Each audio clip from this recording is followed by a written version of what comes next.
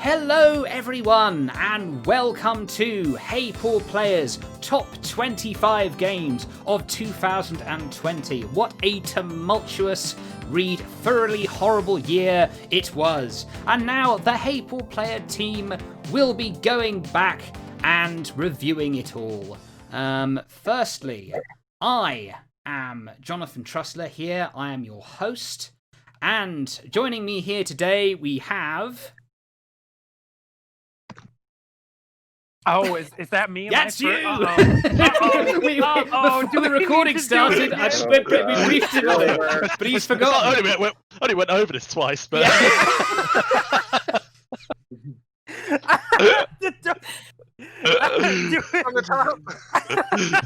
Keep going, it's funny, come on! Okay. Hi, my name's Kenny. I've been working for Hey Poor Player for a while. I really like JRPGs and Metroidvanias and visual novels, and I'm really bad at taking directions. Terrible. Well, we love you so much, Kenny. Yes, I love you all too. Okay, next on the list. Hey, how's it going, everybody? Francis DePercio, Editor-in-Chief of Hey Poor Player here. Hey guys, Mike Vito, writing for the site for a while now, and I like video games. You don't say. Hi, I'm Heather. I've been with Hey Poor Player off and on, starting in 2017, and came back with a vengeance in 2019. And I kind of play anything. Like, I make a snap judgment and then forget I asked for it, and then I'm suddenly overwhelmed with games. Sounds like you've got a problem. I do. It's the best problem. We love it. Yeah, this is actually game of the year where it's like a a Alcoholic Anonymous style. These introductions. I can't stop myself. Hello, I'm John. Hand wave as well. That's great, isn't it? I'm the other John from England. That's awkward, isn't it? I like games as well, so I'm in the right place. And I don't know how long I've been doing this for. I think 2-3 years now. Anyway, that's me. Next. Hi, I'm Josh. I've been with Hey Poor Player for a few months now. I love indie, niche, pretty much anything that's not AAA. So, yeah. Okay. Hi, this is Anthony. I'm the resident. I've been with Hey Poor Player for over 4 years now. I'm the resident Nintendo expert. And hello, I'm Benny Carrillo. I basically kind of exist. I play visual novels, some eroge, some I will rely along pieces like Sakura Wars, etc. So, hi. You platinum every game ever, too. Yeah, I am a completionist, which sometimes bites me in the ass hard. Right, so now we are going to be running down our top 25 games of the year, starting at number 25 and going down to number 1. Probably numbers 25 to 10 we'll get through a bit quicker, and the top 10 I'm sure there will be a little bit more vigorous discussion about. So let's get started with number 25, The Legend of Heroes Trails of Cold Steel. Now this was inducted by our very own Kenny McKee. Yes, so this is the fourth one, just to let everyone know. And if you're listening or watching this and you haven't played any of the other ones, you might want to skip ahead or stop, because these are very much related to each other, and I can't not ruin some of the major plot points from the other ones. So basically this picks up like right where 3 ended. Milliam is dead. She's a sword. Vreen is almost dead. You take control of new Class 7. And the first half of the game is sort of their coming of age story, and it's very interesting because it's really the first time that you're playing through Trails of Cold Steel sans Vreen, and it gives you a really interesting look at the world and look at how characters interact with each other without the titular protagonist who sort of acts as the cohesive force for everyone. And everything is good with him story wise, but it really it really gives everyone else a chance to shine, especially the newer characters who sort of. I know in my reviews I said the new Class 7 sort of acted as, in some cases, an accessory to Reen as opposed to their own characters, and this really gave them a chance to shine, and that was great. And so without getting too much into that, it was really nice seeing them come into their own. And then, of course, the second half was great too. Without getting too much into that, I really can't spoil that. And the combat, of course, is very, very similar to the older games. With Falcom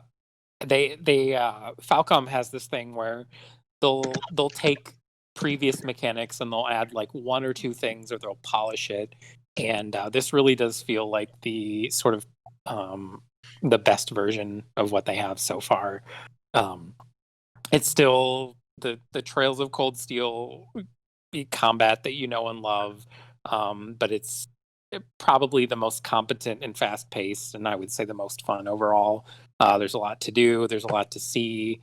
The story's great. It's great to see everything come to an end, and I would recommend it. I would recommend the entire series, and although it's kind of bittersweet seeing everything come to an end after all this time, I'm really, really excited to see where the series goes next, and I'm really hoping that the West finally gets the Crossbell duology. And that's about it for that, because I have to be really careful about what I say. All right, okay. Has anyone else? Oh, bit of background noise here. Is that me? Well, it's gone now, whoever it was. Okay, so has anybody else got any experience with the Trails of Cold Steel series? Mm-mm. No, Just with a couple of the demos. Ah, I see. Okay. But I own two of them. Okay. Haven't played either. Gosh darn it. Well, I can ask a couple of questions if you don't mind, Kenny. Absolutely. Go ahead. So, one of the things that's really interesting about the series is the combat system, because I remember correctly in the first couple of ones, it is turn-based, but there is also kind of a strategy element with positioning people and area of effect. So, how does it kind of work in 4, and does it build upon that? Well, it's the same thing in terms of you need to be careful with positioning, but I would say there are more, there are more techniques to be aware of. I really can't say what certain things are. I'm sorry. There are certain things that you can do. Okay. I'm really sorry I have to be so vague. Cool. That sort of enhancements that you can get, or that last a certain number of turns, that will sort of increase or decrease stats. There's one thing that you can do that will make you really, really strong for a little bit, and if you don't sort of delegate that correctly, it will sort of overflow and you will lose control of that power. So if you can sort of move everyone to where they need to go within a few turns, you're fine. And if you're not good at that, then things can get out of hand really quickly. So it's still the same like positioning based thing, for sure. It's just you have a few more options. So I know the story is something everyone always talks about, but like I'll make this super quick. If you're a person who likes to think with your JRPGs, meaning not just kind of input commands, etc., but you actually have to kind of sit there and think and strategize, is it a good series to jump into? Absolutely. All right. Especially on the higher difficulties. There are certain battles where you get graded between chapters. It's not necessary at all to complete the game. There's no hidden ending if you get a good grade, but it'll be like defeat the boss within so many turns, and you have to be like really good at making sure you deal specific amounts of damage or avoid getting KO'd too many times so you can deal enough damage. And it's it gets really intense. And I also want to say, if you like music in video games, this has like one of the best JRPG soundtracks ever, like across the entire series. I know that Falcom's was down Okay. team, man. yes. Well, sorry, anyway. sorry. I We, just had to throw that in. okay, just we have to keep things moving. We've got a lot sorry. of a lot of stuff. Sorry. It's not your fault. Oh, by the way, viewers, I have stipulated that we don't spoil the endings of games, but just as a general reminder to everyone, it's okay to talk about the mechanics in the end game. That's fine, as long as you don't say, oh, and by the way, it turns out the main character is God and the universe is his dream. You know, as long as you don't say that, it's fine. Okay, so next up we have number 24, Coffee Talk. This was inducted by Heather. Hey, so with Coffee Talk, I kind of have to start out with, if anyone has watched Midnight Diner on Netflix, it's a Japanese series about this guy who runs a diner from the hours of like midnight to 7 a.m. It's basically that in game form, except it's kind of set in a fantasy Seattle. It's actually set in September 2020 of all times, because it was released in January. And there's like elves and orcs and vampires and werewolves and cat people, and it's like a really just kind of random setting. And you play as the coffee shop owner, and people come to you and you kind of learn about their stories, like dynamics between other customers. Some people are going through a breakup, some people are having other relationship problems, but at the end of the day, there's no overarching like big story like maybe in Valhalla or Red Strings Club. You're just basically learning about these relationships, and it's set to very soothing lo-fi music. It feels like a nice coffee shop that you just sink into. It was very highly rated. It took everyone by surprise. I think it was, I want to say it was IndieDB's Game of the Year for 2020. It was just very highly rated, and it's from this little small team in Indonesia. And the teams have, so far the game designer went his separate ways. He made What Comes After, and Toge Productions went on to make other games like When the Past Was Around. So they just keep, both sides just keep making hit after hit after this. So very, Coffee Talk was a really good one to play this year, but also very strong teams to watch this year and going forward. Okay, I have a question, actually. Yeah. You mentioned how it's a lot like Midnight Diner, where a slightly mysterious bartender, kind of is this medium for all these different people. Do you get to sort of help solve people's problems, basically, just with one piece of advice? Are there sort of different outcomes depending on the advice you give? Yeah, there are different outcomes. The main story, I want to say, because there are at least three or four different kind of things that you have to resolve. The main one is you have a regular who sits in the corner and she's writing her novel. If you give other customers proper advice and they can resolve their issues, in a positive way, she goes on to be a bestseller, and she's basing her book on the experiences that have happened in your coffee shop. So yeah, it's very much like that experience. Huh. Okay. Yeah. Well, yeah, definitely one to keep people's eye on. Coffee Talk. All right, number 23, we have Carrion, and this was inducted by Josh. So I think everyone's seen those kind of B horror movies with like monstrous things attacking and everyone fighting back and defeating the monster. Carrion is the opposite of that, because you play the B movie monster and you kill everything in sight, pretty much. You're in this facility trying to escape. There's soldiers with all sorts of technology and weaponry to stop you, including fire, which you really don't like. You're basically a mound of red tentacles and teeth, and you get more powerful and you absorb exotic material or nuclear material, I'm not entirely sure, and get new abilities, kind of like a Metroidvania. You can puppet humans, make them shoot each other, all sorts of crazy stuff. And it's just one of those really different games, not really anything I've played before. And it's one of the reasons I love Devolver Digital. So yeah, that's Carrion in a nutshell. Okay. So what was your favorite ability? I really like being able to puppet people with my brain tentacle thing. That you could do some insane things with that. Jump inside a human, jump inside a mech in the human, and then just waste everything in sight. It's really Kind of fun. reminds me of what is it, Oddworld? Yeah, with his psychic Usual parts. chance to possess people and stuff. I yeah. never knew I wanted to be a mech inside a human until now. A monster possessing a mech inside a human. Yes. Oh, sorry. Yeah, my fault.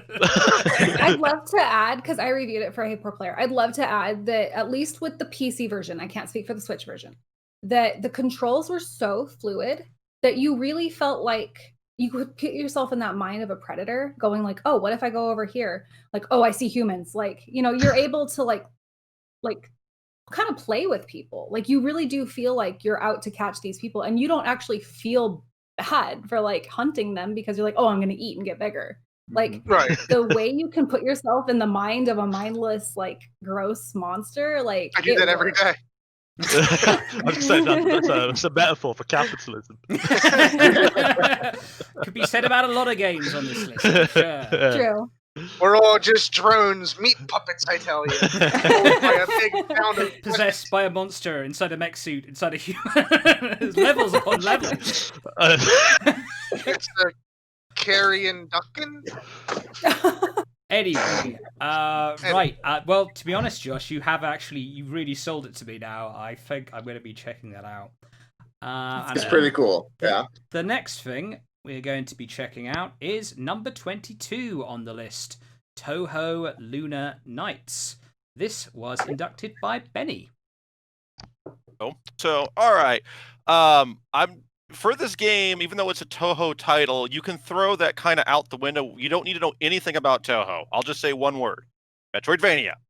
A really good Metroidvania. I picked this up one Saturday. It dropped on Game Pass on the Xbox, and I was like, "Oh, this is interesting. Why is there a Touhou game here?" And realized it was a Metroidvania. Jumped into it and completed the entire thing in an afternoon, and it was a blast. The idea for the plot basically is Sakura, who is the maid of Vermilia Scarlet, who owns the Scarlet Devil Mansion, wakes up outside, and her abilities are pretty much always sealed. She can't fly, she can barely stop time, which is one of her primary abilities in the core games. And she's got to basically try and infiltrate the mansion again as part of a game set up by Vermilia. If you have the website open, and you're looking at the image that we put up for this game, you'll kind of actually see it's the boss fight for stage 4, which is in the latter part of the game. But it's a really good explanation of kind of what's going on, because your primary attack is you're throwing knives, and those consume MP. So you got to be careful with how many you throw, etc. But the way the game actually works in a neat way is through the element of grazing. Basically, the closer to an enemy attack you are without getting hit, that's a graze. And that actually will restore your MP and HP. So the game wants you to actually balance kind of attacking and being kind of not really reckless, but being really bold when you're going up against certain enemies, especially bosses, to really do the most amount of damage, keep yourself healthy, and kind of succeed. So it's a really interesting mechanic. Add to that, you also have some time shenanigans, like, for example, in this boss, there is an attack she'll throw that looks like a bunch of basically just energy balls you can't avoid. Well, some of them are yellow, and if you actually stop time, the attack for those balls reverses to give you an open spot to dodge in. And it seems like a lot of mechanics, but the cool thing is that every area or stage, they layer upon each other. So it's like a really well-balanced and polished game, really cool UI, neat art style, great soundtrack. If you like Metroidvanias, just give it a shot, even if you know nothing about the Touhou franchise, just because you'll have a fun time, I think. That sounds interesting with the grazing. It's kind of like Crazy Taxi in a way. Like the closer you got to the vehicles, the more time that you got. Yeah. Well, Touhou's, it's based on a popular shmup franchise, and grazing has always been a really big part of those games. It's a good way to score more points and power up your weapons. Now, I myself, a few years back, I reviewed Scarlet Curiosity, Touhou's Scarlet Curiosity, and that was the action RPG. And I really enjoyed it, but the problem I generally have had with the Touhou games in the past is they recycle a lot of assets, and the enemies are a little weak, pretty unimaginative. Does this game address that at all? I'll say it's going to recycle enemies much like any Castlevania title would. I mean, you'll see some colors and reskins. The thing is because it's taking place in the Scarlet Devil Mansion. The Scarlet Devil Mansion has a ton of fairy maids. It's kind of the canonical thing. So the enemies you fight are going to be the fairy maids doing something. Like sometimes, towards the latter half, like they get cannons or like Gatling guns, which is one of the deadliest things in the game. There are some other, spooky, some other spooky type, enemies. I think there's a couple of spirits and ghosts. In fact, the Area 1 spirits are really easy to kind of kill just because they're teaching you how to graze versus the Area 2 ones. You kind of need to understand how that works. I'll say it's one of those where I'd go, the enemies are kind of cute in that aspect of, like I said, you're fighting fairy maids, but they're kind of creative and there are other enemies. But I felt like a Castlevania title to me, and I'm used to played like Dawn of Sorrow and Portrait of Ruin, and really liked those games. So one more question, and I'll make this quick for you, John. Yeah. But obviously, as it's a Touhou game, does it implement bullet hell mechanics in any kind of way when it comes to enemy attacks? Yes, and they get harder as you go on. Like basically, the Remelia fight, like I said, we have that image on the website. It looks impressive, but some of her attacks get even more hectic. By the end of the game, it does almost feel like a proper bullet hell when you get to stage 5. Or one of the things that this version has, I think, over the Steam version, because the Steam version came out a couple of years earlier, and then this was re-released basically on Xbox this year. We get stage 6, which was an extra area, and that does give you an alternate ending. But when you get to that properly, especially that final boss, oh geez, you're gonna have to practice, especially using Thousand Knives, which is Sakuya's primary ability. It's a special attack you'll get later on in the game, but it's when you can master that, you'll feel good. But yeah, it has its elements, but I don't think it's unfair because I'm not the best at Manku games or bullet hell games, but I could wrap my head around this one. Okay. Francis... I'm sorry, Jonathan. Benny, is this just the Xbox? This particular version is on Xbox and PC under Game Pass, but you can also get it under Steam. The Steam version came out a couple of years ago, from what I understand, and that one I think Area 6 is a DLC. But for this release I played was on the Xbox One, which released this year. Awesome, thank you. Sorry, Jonathan. Okay. I think it's on Switch too, but yeah. Francis actually set me up for the perfect transition about 3 questions ago. I had it cooked up in my head. He was talking about recycled mechanics, and I said, speaking of assets, whatever it was, it's so long ago now. I was saying, speaking of recycled, we have number 21, the Bayonetta-Vanquish 10th Anniversary Remasters. It's a double bill, and it was inducted by Kevin Kasane, who's not with us today. Not because he's dead, he's just not in this Discord call. Has anybody... everyone's played Bayonetta. Has anyone heard from Kevin recently? Good point. Oh, God. Bayonetta's great. I haven't played Vanquish, but I mean, how can you go wrong with, a prettied up version of one of the best action games of the past few generations? It's great. Absolutely. Yeah, the original is a lot of fun. Remaster, man.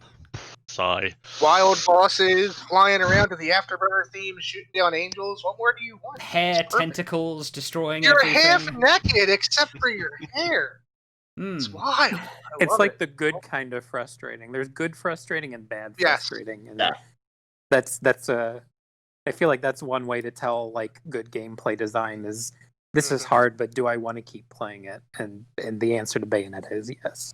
It's a long time since I played it, but I remember there were shmup sections, kind of, and then there were like it's set to the Afterburner pieces. Flying around stuff. It's awesome. I think that is a sign of like a real classic game, just being able to mix up gameplay styles so just fluidly. Oh, for sure.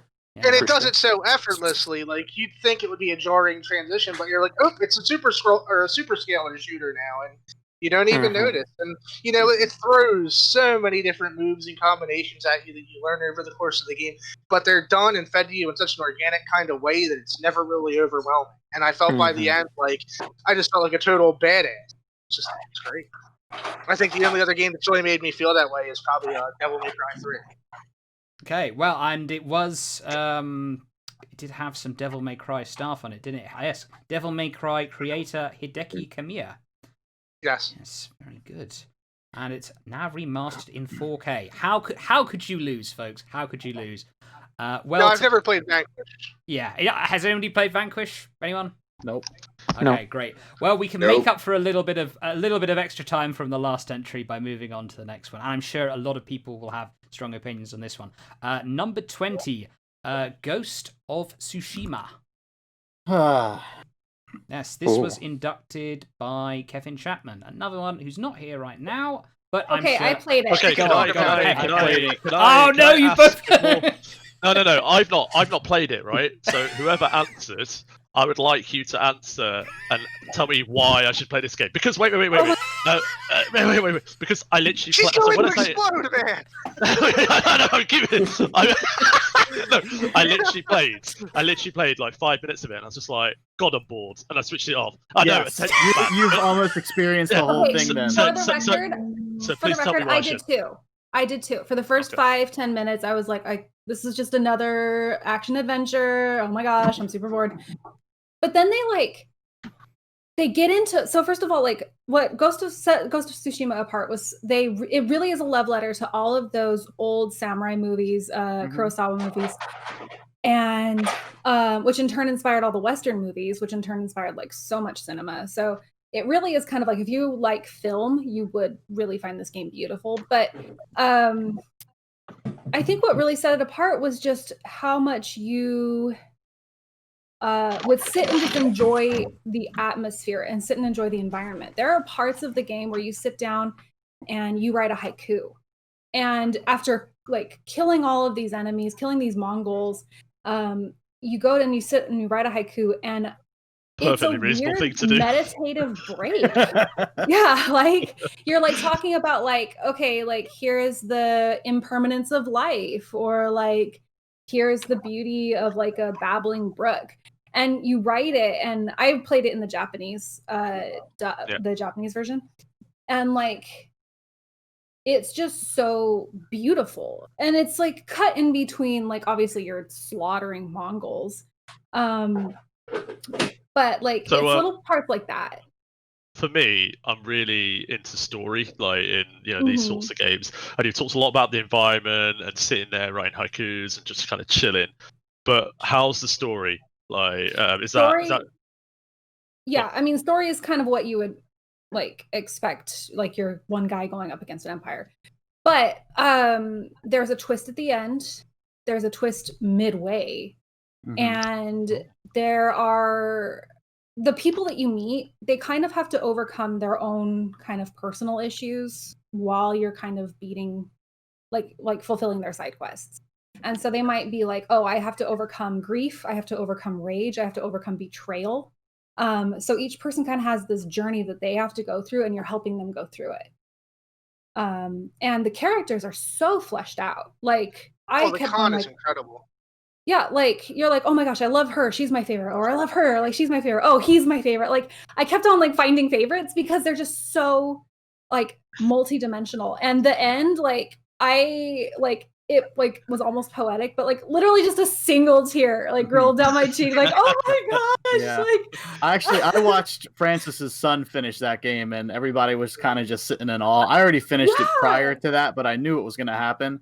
But yeah, that ending is definitely it's a tearjerker. Yeah. But I do have to add, and I'm quick, this will be real quick.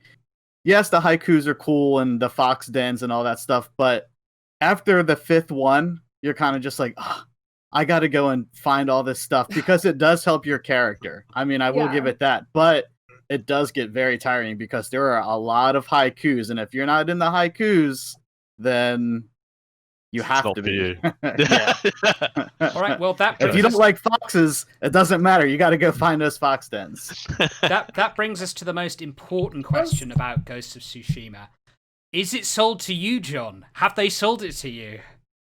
Oh, I don't know. That's the thing, right? I think Heather made a very impassioned case. And like, I do like myself a haiku. I'm not going to lie to you. I do like more. Okay, in the very least, there's a twist. I won't get into what the twist is. There's the end of Act 2 that really kind of turns the game where you're like, I wasn't expecting that. Yes. And then the end really sells it, and you realize that there were more main bosses than you realized. The thing you were fighting for, maybe you weren't fighting for just that. There was much more to the story. The story is amazing.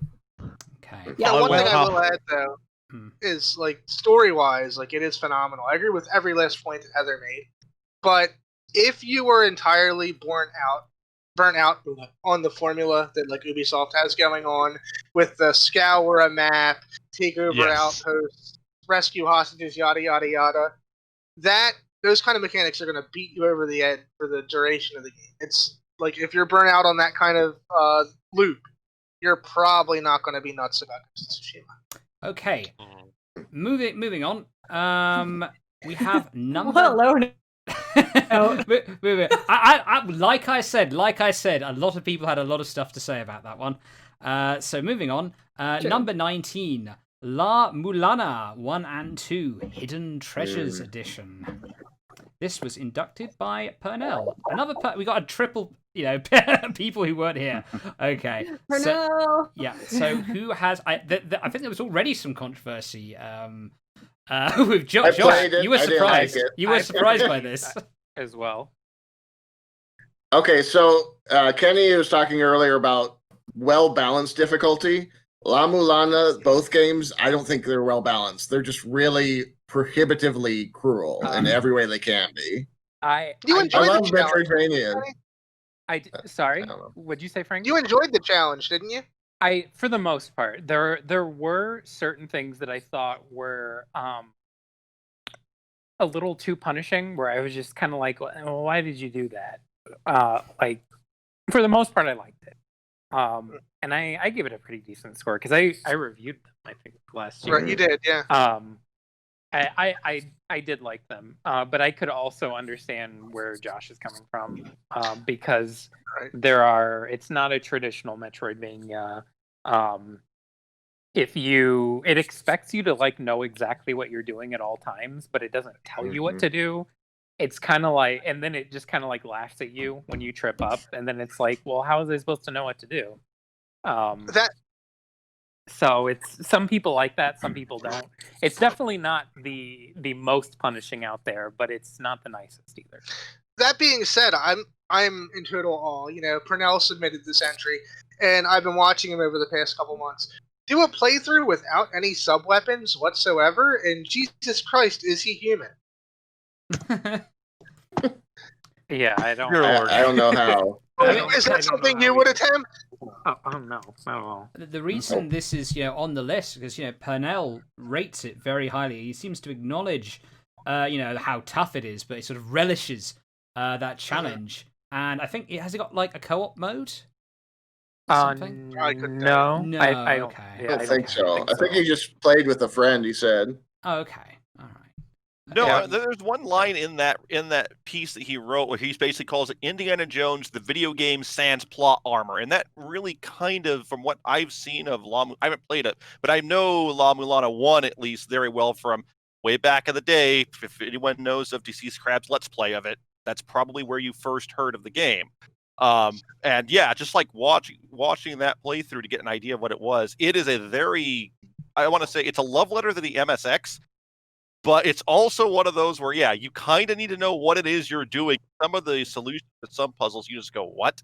Yeah. But if you really like platformers and you want a good challenge, I'd say give it a shot. The only reason I really haven't delved into it myself is I'm not quite sure I want to punish myself that much in the completion aspect of that yet.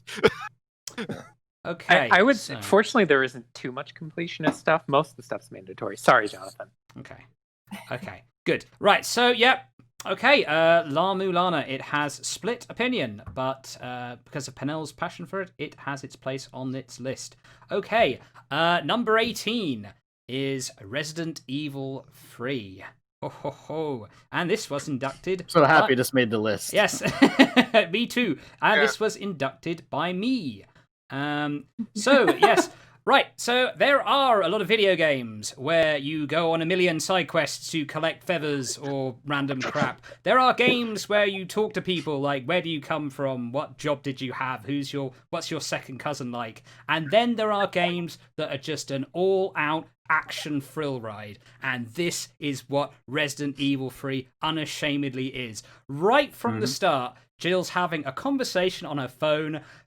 Nemesis punches through the wall, rams her head in, and the action does not stop from there. It is just it's just as much of a great pulsating. Yes, thank you, John. That's the word I'm looking for. Pulse pounding, pulsating action, and that's the thing. And then there's just also what I love about it. What gives it that real 80s action movie sort of thrill is the quips. Like for example, there's this bit where the beautiful Carlos, and my love for Carlos is well noted. There's one of our most watched videos. In fact, I expound upon that. You see where he's going. Hey, Jill, you sound like a tall drink of water to me. And she's just like, fuck you. But she loves it really. Because, this is an 80s action movie. And that's brilliant. That's what it's like. And just the how satisfying it is to blow a zombie's head off. It's like no other game. And it just... there's no kind of 10-hour tutorials, no great complexity to it. There's a red barrel next to some zombies. You've got a gun. Something awesome is about to happen, and that's the whole game. It's just you never have to stop to think. Really, I mean, there are a couple puzzles, but otherwise, it's just a thrill ride from start to finish, and I love it. I got nothing bad to say.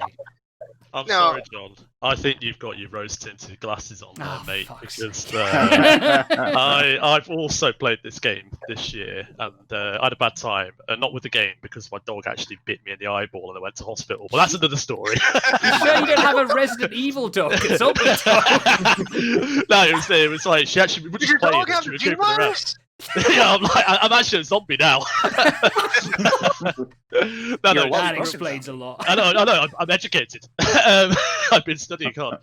No, she was playing. I was playing. It got silly. Got out of hand. It was an accident. Anyway, dog story aside, that was a release date, by the way, so it kind of spoiled it a little bit for me. When I actually got down to actually playing it, I felt like it was like we just didn't need this. The year before, Resident Evil 2. Right? What a fantastic game, right? And this just felt like a shameless cash grab. It was completely unneeded. It was a full price game for 3 hours worth of gameplay. And look, it was fun, right? But Capcom, please just make it an expansion. Make it an add-on for Resident Evil 2. Charge $24.99 for it, not £50 or $60. I agree. 60 is a lot here in the States. Yeah. I just can't get over the dog biting you in the eye. Do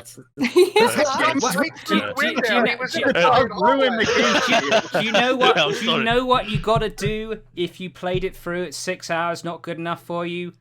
Play it again. Keep playing it until you agree with my opinion. I agree with a lot of the points you made, John, and Trussler, John. And I also I think it's worth mentioning some of the set piece moments were absolutely phenomenal. Like driving Nemesis off the roof of a car park, and crashing down into him and watching his jacket burn off. That was fucking rad. I loved every second of that. And it was done in that 80s style droning synthesizers. It just made it feel all the more like an 80s horror flick. That was really, really cool. Running up the derelict skyscraper while he's pursuing you with the flamethrower, another phenomenal moment that wasn't in the original game that I loved absolutely every second of. And I wanted to replay it instantly. Yeah. Can I just add before I forget? Also, when you set him on fire and he's just sort of thrashing around, going "ah fuck," and he falls into the river, and then Jill's like, Bitch can't even swim. swim. I love it. My And then my man turns up 2 minutes later, bigger and like nastier than ever. Right. So the set piece moments were phenomenal. The presentation was phenomenal. But how the fuck do you get rid of the best moment of the game? St. Michael's Cathedral, completely gone. Clock Tower, gone. Those were the absolute highlights of Resident Evil 3 for me, and they're just completely excised like a cancer, and that kills me. Yeah. Well, I don't care. It did feel like, you know how the second one, the second remake of Resident Evil 2, I got my words out eventually, that kind of felt like it preserved elements of its original quite well, and it felt like it was, a nod to it, like consistency throughout. Resident Evil 3 felt radically different, like radically. Like it was truncated for sure. Yeah, yeah. Okay. Well, Just to wrap this up, John said this game was a cash grab. In the words of Philip J. Fry, I say, take my money. Okay, number 17, we have Paradise Killer, and this was inducted by Heather. Okay, so I'm sure everyone here has played something like Phoenix Wright, or at least some detective game. And I mean, I'm a massive Phoenix Wright fan. I credit it to like changing the way I'm even able to think, like, because it really asks you to turn logic on its head. Like, it's a phenomenal game, but it falls into the trap that a lot of detective games fall into, which is it has a set ending. And so to an extent, you're a little bit on the rails, right? Like, you are going to get from point A to point B to point, you're going to get to the same point that everyone gets to. In actual criminology and actual in detective cases, you can find a lot of evidence that'll point to a person and you're pretty sure that person did it depending on the case, but that might not be true, right? They might just be really good at hiding their tracks. And that's what Paradise Killer employs. So it's an open world kind of exploration based game, very lore dense. I mean, I can't even hope to get into the lore. It's just, you're in like the 25th cycle of the island. You're in the process of moving over the syndicate and the council over to the 25th island. And in between there's been a massive murder. The entire council has been murdered. And so you are called back from exile that you've been in 3 million days. You call back from exile because you are the investigation freak. And you're going to find out who murdered the entire council. All the syndicate members, which is like a lower council, they are all potential suspects, and you've got to question them all. You've got to explore the entire island, and you've got to find evidence. It's open world exploration based, but there are no achievements when I played it, at least, because they didn't have time to make the achievements, but it made it very self-directed. Like, you're not doing this for an achievement, you're doing this because you want to. On top of that, it does another thing quite well, which is called Vaporwave. Everyone here might love Synthwave or Retrowave. Right. But yeah, Vaporwave, if you're not familiar, go look up like St. Pepsi Private Caller or Macintosh Plus. Macintosh Plus. Yeah, right? Okay. So Macintosh Plus Floral Shop is another one. It does Vaporwave really well in a sense that Vaporwave is a genre that doesn't really fit people into it. You can't really manipulate around Vaporwave assets. They're just there for being aesthetic. It put humans into that place. So you're able to actually walk around this. But what it does best is that the ending is up to you. You can investigate as much or as little as you want, as long as you find the evidence to pin the person to the crime, and you have enough evidence to do that, that person will be guilty. So people get wildly different endings, because as long as you've collected the evidence, you can do that. And so it likes to differentiate between truth and fact, right? Your truth might be different, but when you pass judgment, it becomes fact, right? Interesting. So that's what really set Paradise Killer apart. And also just like the lore is beyond like anything I've ever seen. 10 out of 10 game, really. Like, I think the only thing that I knocked it for was like, I don't know if people are going to understand like all the Vaporwave stuff. They might just think it's weird. Okay, It's hang not on. really I got to ask right now. Are there columns? Are there palm trees? Is the sea Yes, of course. purple? Yeah, Yes, there are Magenta everywhere. pyramids, palm trees. There's Fiji water. There's like chill, like city pop music. There's Japanese stuff, of course. It's vaporwave. Okay. 386 computers everywhere. Yeah, like Yeah. yeah, Windows 95 logo kind of super Yeah. as the sun. You actually have a little computer, and like it can kind of talk to you, but like in a computer way, and it tells you like at one point, like, you know, scream at the cosmos, punch God in the face, and you're like, yeah, this is vaporwave. Yeah. So if you like synthwave, vaporwave, retrowave, Phoenix Wright, Danganronpa, this is a must-buy. I mean, this is a must play if you love, I would say, just detective stuff, and you're like, man, this is getting like I'm playing the same game over and over again. Like, this is just a must play. Period. Quite frankly. Right. I'm all over it. I'm sold. Okay, moving on. My mobile phone, which I'm using to read this entries, has just fallen over. Crisis, but I'm putting it up again. There we go. Next on the list, we have number 16, Shantae and the Seven Sirens. And this was inducted by Josh. Yeah, so Kenny, I know you played this too. If I leave anything out, feel free to jump in. It's been a while since I played this. But Shantae, I'm a pretty big fan of the series. I have been since Risky's Revenge, although I don't like the first game, but that's neither here nor there. Seven Sirens is nice because it's kind of the culmination of a lot of the games, and it's finally introducing more genies into the universe when it was kind of thought that Shantae was one of the last half genies. And there's a whole handful in this game, and they're all conveniently at this resort island, and things get wrong really quickly.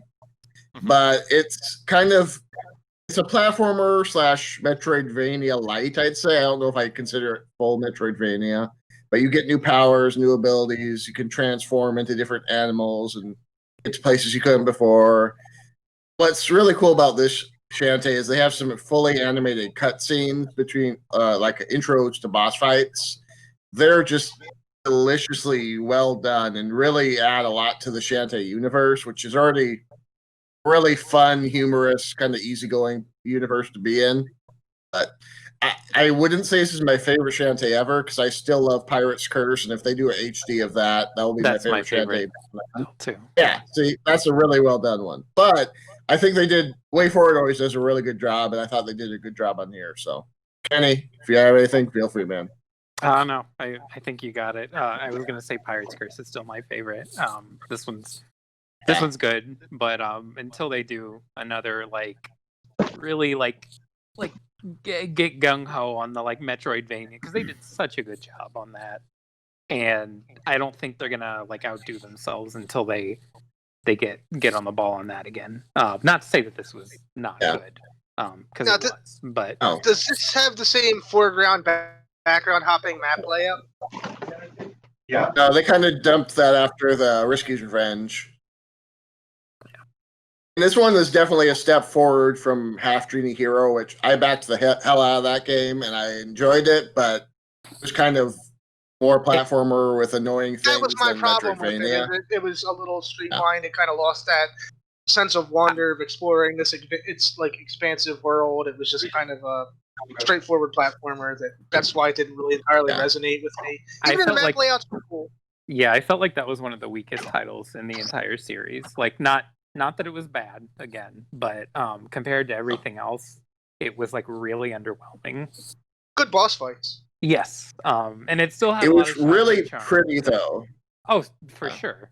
I agree with the annoying mechanics. The like the parts where you were running downhill from the giant, whatever it was. I don't even remember what it was. It was at the end of the game. But yeah, there's like lava, and there's like you running and jumping over crates, and there's lots of just annoying sections in the Half Genie. But anyhow, Seven Sirens, very good game. Not the best, but very good. Yeah, Okay. for sure. Right. Well said. Okay. Right. And we move on to number 15, Hyrule Warriors: Age of Calamity. And this was inducted by Anthony.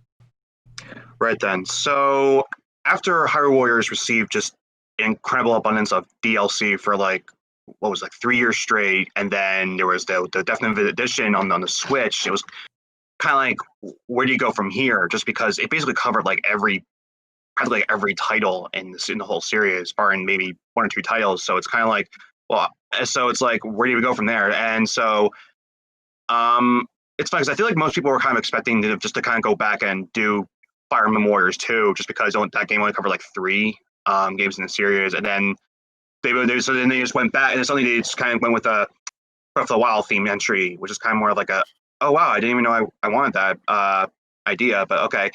And one thing that really struck me about this was that the first Hyrule Wars was already kind of Zelda light, and I kind of had some features of reminiscent, like, you know, you could cut great grass to get rupees, or hunt down gold skulltulas, and here it really does feel like this like inner like prequel. Like it really feel like this could be like a Nintendo like made like prequel to Breath of the Wild, in that like, not just because I mean it helps that there's like the same like graphics engine, music engine, and all that, but you have like the same, you know, every character has like their own like they have to use the Sheikah Slate for like using like Cryonis or the bombs, and they have their own spin on it, and then the way they kind of like deep cut that into make them unique is really cool. So for instance, I was playing as Impa one time, and as you recall, if everyone who's played Breath of the Wild, I remember she's just kind of like, she's just like this old shriveled up lady, like she's just sitting on her pillow, like all cross-legged. And so in this game, she's younger, obviously, but like when you use the ice ability, I always forget the name, but when you use the ice ability, I noticed that one time that same pillow she sits on was sitting right on top of it, like the ice block. And I was like, oh wow. And so I'm like, okay, that's kind of means something. So I kept experimenting with it, and I'm like, oh wait, you can actually sit on top of the ice block and ride on it while I was sitting on top of the pillow.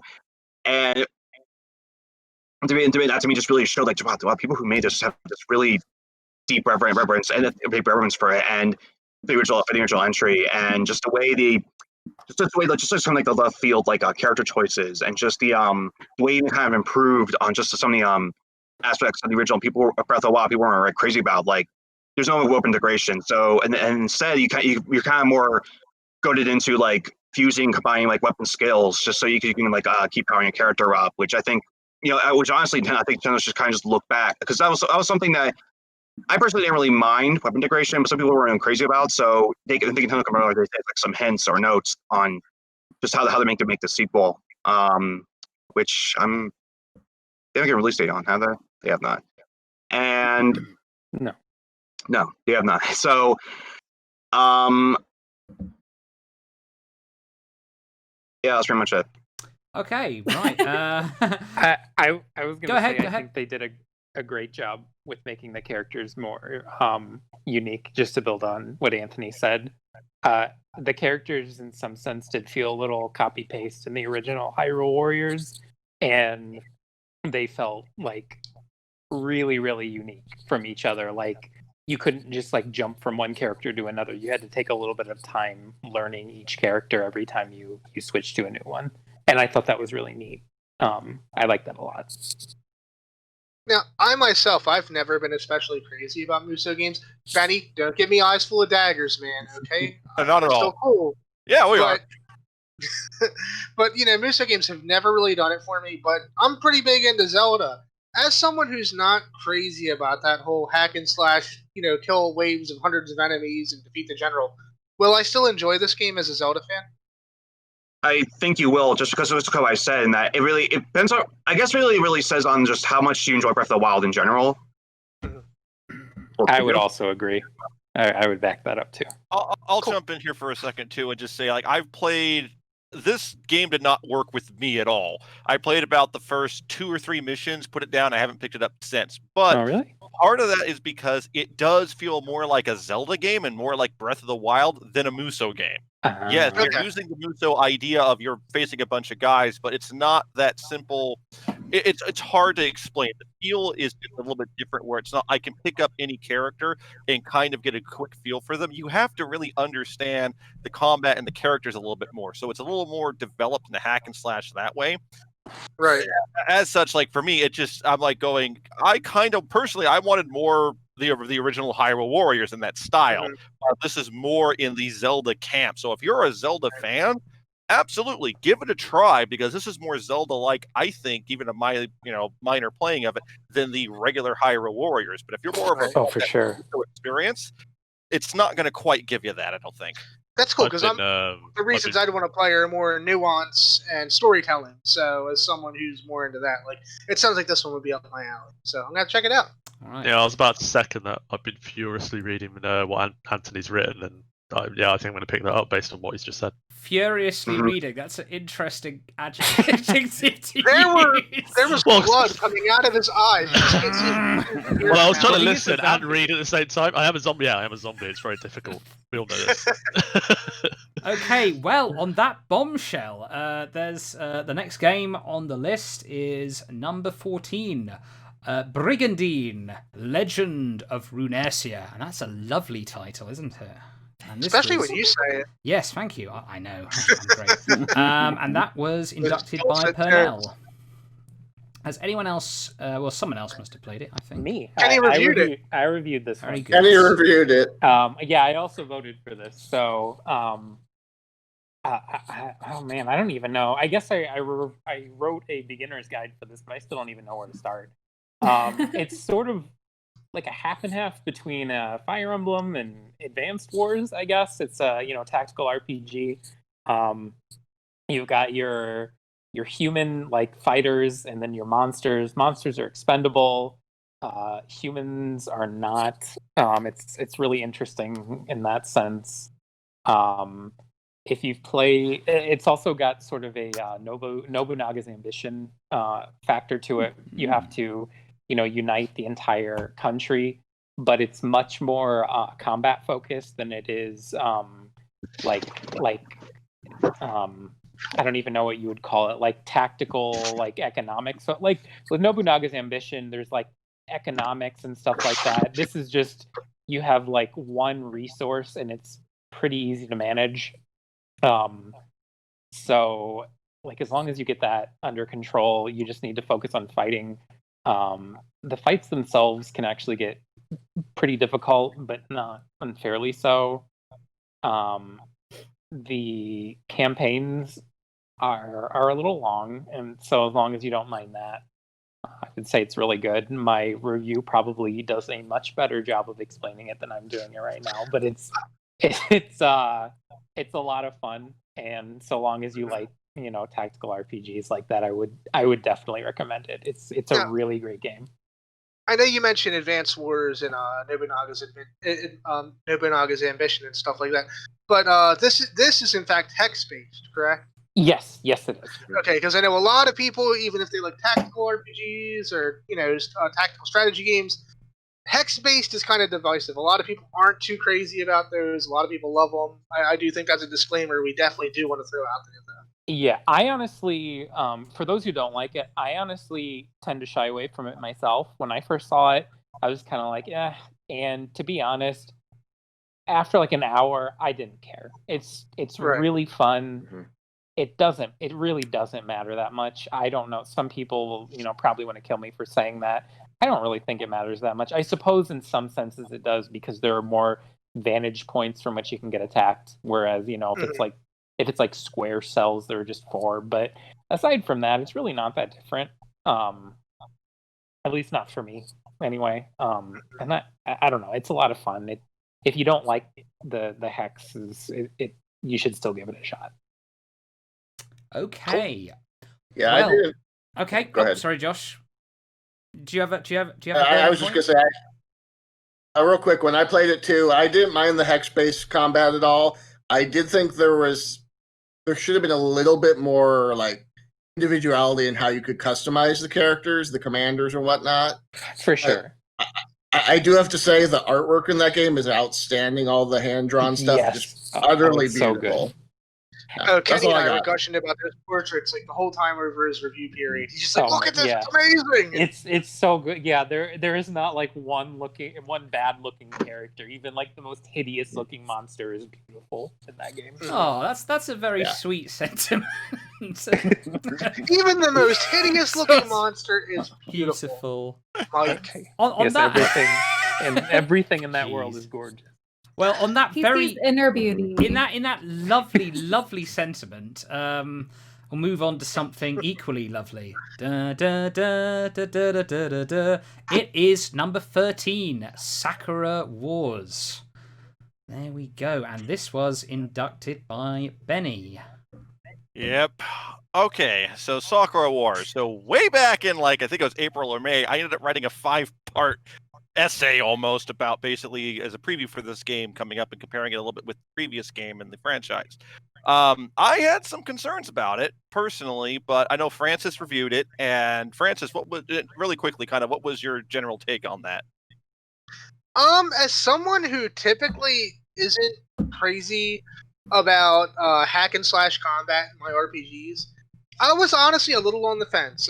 Sakura Wars, awesome universe, really cool premise. I like the whole idea of a theater troupe, turned group of heroes fighting demons and saving the world. But I was worried the combat would be a little too shallow. It was pretty shallow, come to think of it. I was a little disappointed that you can kill a lot of the bosses with one special move. But I was so pulled into the narrative and the characters and the side stories that I quickly stopped caring about that and just soaked up the experience for what it is, and I loved it to death. Yeah, I can pretty much agree with a good portion of that. Like, the combat is one of those ones where if you're playing through normally and because the way the game works is rather than levels, your characters, depending on your answers to them during the story segments, they will actually gain or lose trust with the main character. They do. And if the higher your trust is, the better they perform in combat. So, for example, in the later levels, you might be start at trust level 5, and you can increase this as you keep it through combat as well, with 10 being the highest you'll do. The better you fight, the more teamwork, cooperative you are with your teammate, the better is it, the more trust you'll gain, and you'll become just stupidly powerful. When you decide to replace some of these missions, say for to get the A ranks, in my case, for completion, it gets really hard because you start at level 2 and you're not nearly as invincible, and so you've got to think a little bit more. But the combat system, I think, really could be developed into its own game, like a Muso type, crossover with the characters from the previous games. Considering there's 5 of them and you have a ton of characters, it'd be neat. But narrative-wise, one of the big questions I had was, how will this game does this game acknowledge the past characters, or are they kind of just swept away under the rug? Because it's meant to be a soft reboot and a clean break. So if you liked, in my case, So Long My Love, which was the previous game and the only one we got in this franchise, you want to know that those people mattered. And I think they do a pretty good job of balancing that while introducing this cast, which I love. I put basically in our little piece here, Azami, who's this ninja. She's adorable, and honestly, she's just one of the coolest characters in the game. But my favorite is Hatsuho, aka Hatsuho, because, dear Lord, that woman is just goddamn amazing. I love it. She was my character I chose as my vice captain, which is something basically not really spoilery, but in all these games, because they are part kind of visual novels / dating sim, etc. You do have to pick a character you want to be closer to, and Hatsuho was my choice. And dear Lord, it was, in my opinion, the right choice. But that's a discussion for another time. You can't just be a cad and date everyone, then. No, this is not a harem type game, and in fact, you can do it to an extent and cause some awkward situations. I've seen some videos of online. It's where this girl be going "You missed our date," and she's pointing a gun at you. Or something. I had Hatsuo and Sakura for a while. That was fun. And the little risque moments, the way they're handled, are pretty hilarious too. The dressing room scenes and shit like that. They're done in such a way that it's creepy, but it's playful to the point where you really don't care. The only problem I had with those was just sometimes, and this is more of Seijiro's character in a way, he would get himself into the dumbest situation and get flustered over it when the obvious solution is like a pervy Mr. Magoo. It's ridiculous. Well, that's anime. Well, no, I'll say in this case, to me, it's just, and I don't want to go too deep in this, it's just bad setup and bad writing, because I've seen this handled in other games a lot better. It's just, they felt like we have to throw this in here when it really doesn't belong. And I am the guy who will play Eroge. So before anyone goes, you just don't like fan service. No. I will play those types of games. My thing is, it just didn't feel like it belonged here, which is hilarious because when you try and do a zombie scenes, they're not, because of her age, they are not fan servicey, but you get instead like a comedy bit, etc. But on the subject of like disappointing someone's date, yeah, I dare you. I didn't do it. I did look at it though. But if you miss a zombie's date scene, you will feel like a dick. Period. No, you will hate yourself, and that is it. And how dare you? But that's like that's the thing, is we can kind of talk about these characters like this because they do make an impact, and the story does kind of resonate with you in all the little touches. Because it's like an alternate 1930s or 40s Tokyo. And like I'll give you an example of how much detail they put in there. I read a little bit of katakana and hiragana. So, for example, when I'm looking at a poster of Momotaru, it's in hiragana, and I'm looking at it going, Uno Momo, what? And suddenly I realized you need to read the kana from right to left, not left to right as they do now. So it's like little touches like that in the world, which, I mean, we're not going to appreciate as much because we don't really speak or read the languages. But, there are things that are nice. The only problem, I would say, the biggest complaint with this game, no dub. I would have loved a dub of this because I think it would have been fantastic. Okay. All right. Yeah, that was a pretty long entry. Okay, good, but it deserved it. I'm sure. Yeah, I'm sure it deserved. It looks good. It looks good. Yes. Okay. Right. Number 12, Mad Rat Dead, and it was inducted by Kenny. All right. So Mad Rat Dead is a rhythm platformer, but it's not a rhythm platformer like I've ever played before, because it is a rhythm platformer in, I would say, the most literal sense ever, because usually when you hear rhythm platformer, you think something of like Bit Trip, where you're just like, where it's an auto runner and you're responsible for just like jumping to the beat. Well, Mad Rat, you're actually controlling the character and doing platforming while doing it to the rhythm of the song. So you have to keep in time or keep in tempo with the music while going through an actual platforming level. And if that sounds hard, that's fine, because it is. And you die a lot.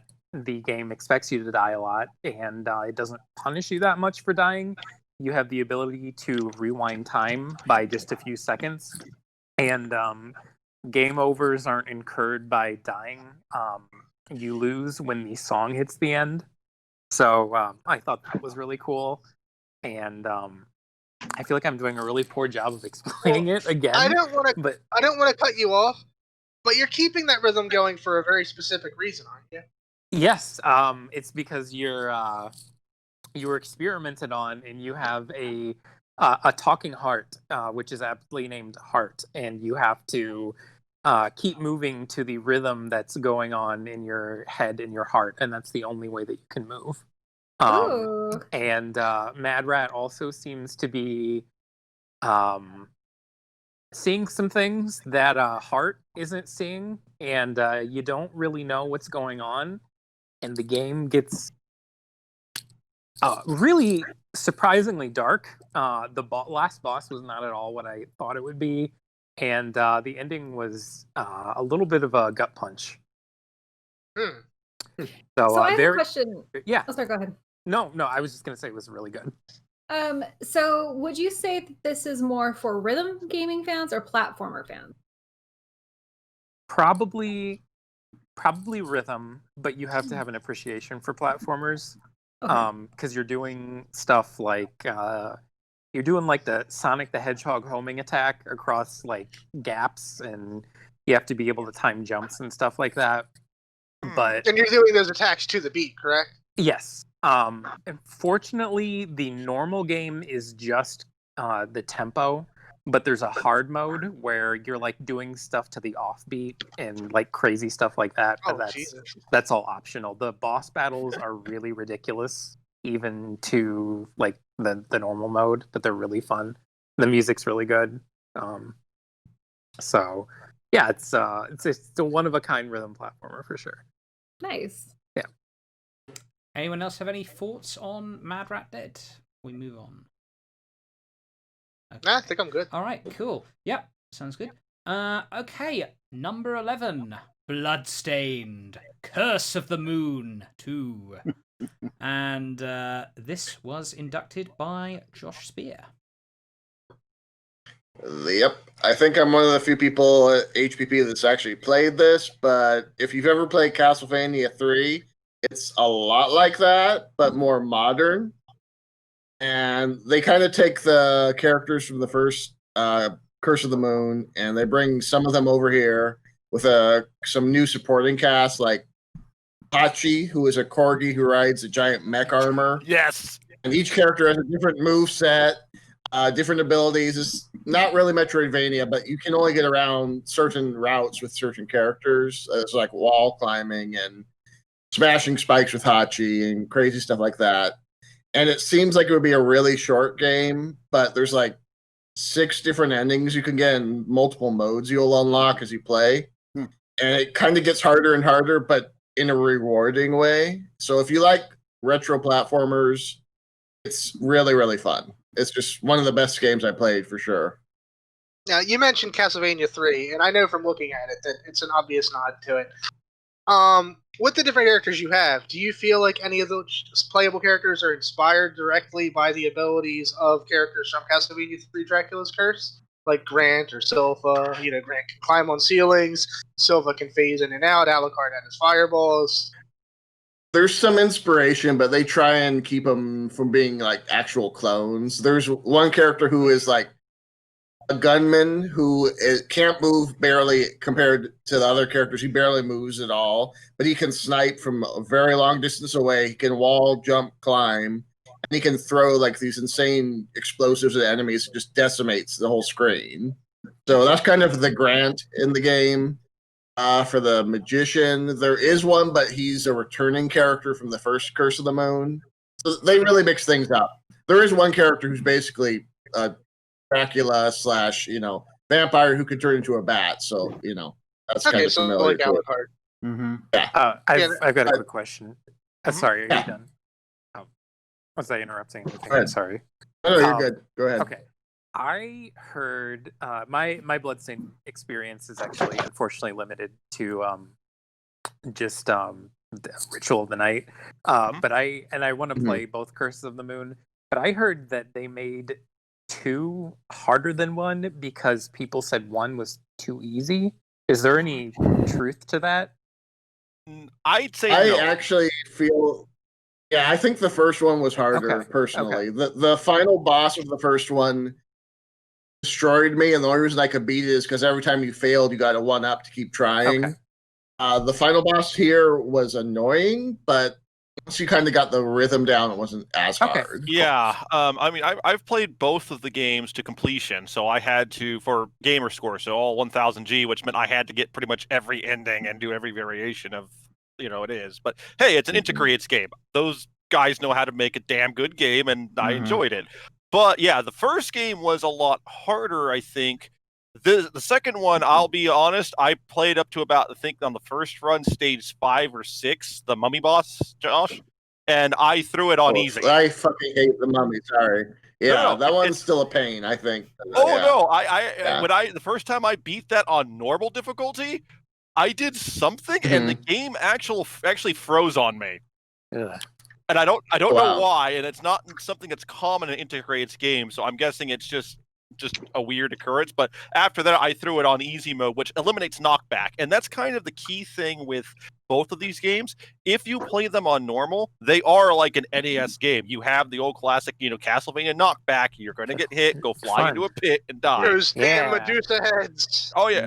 But if you play it on the casual mode, I think is what they call it, but basically the easier difficulty, you don't have the knockback, and there are more checkpoints then. And so it's one of those where you make the game as hard as you want it to be.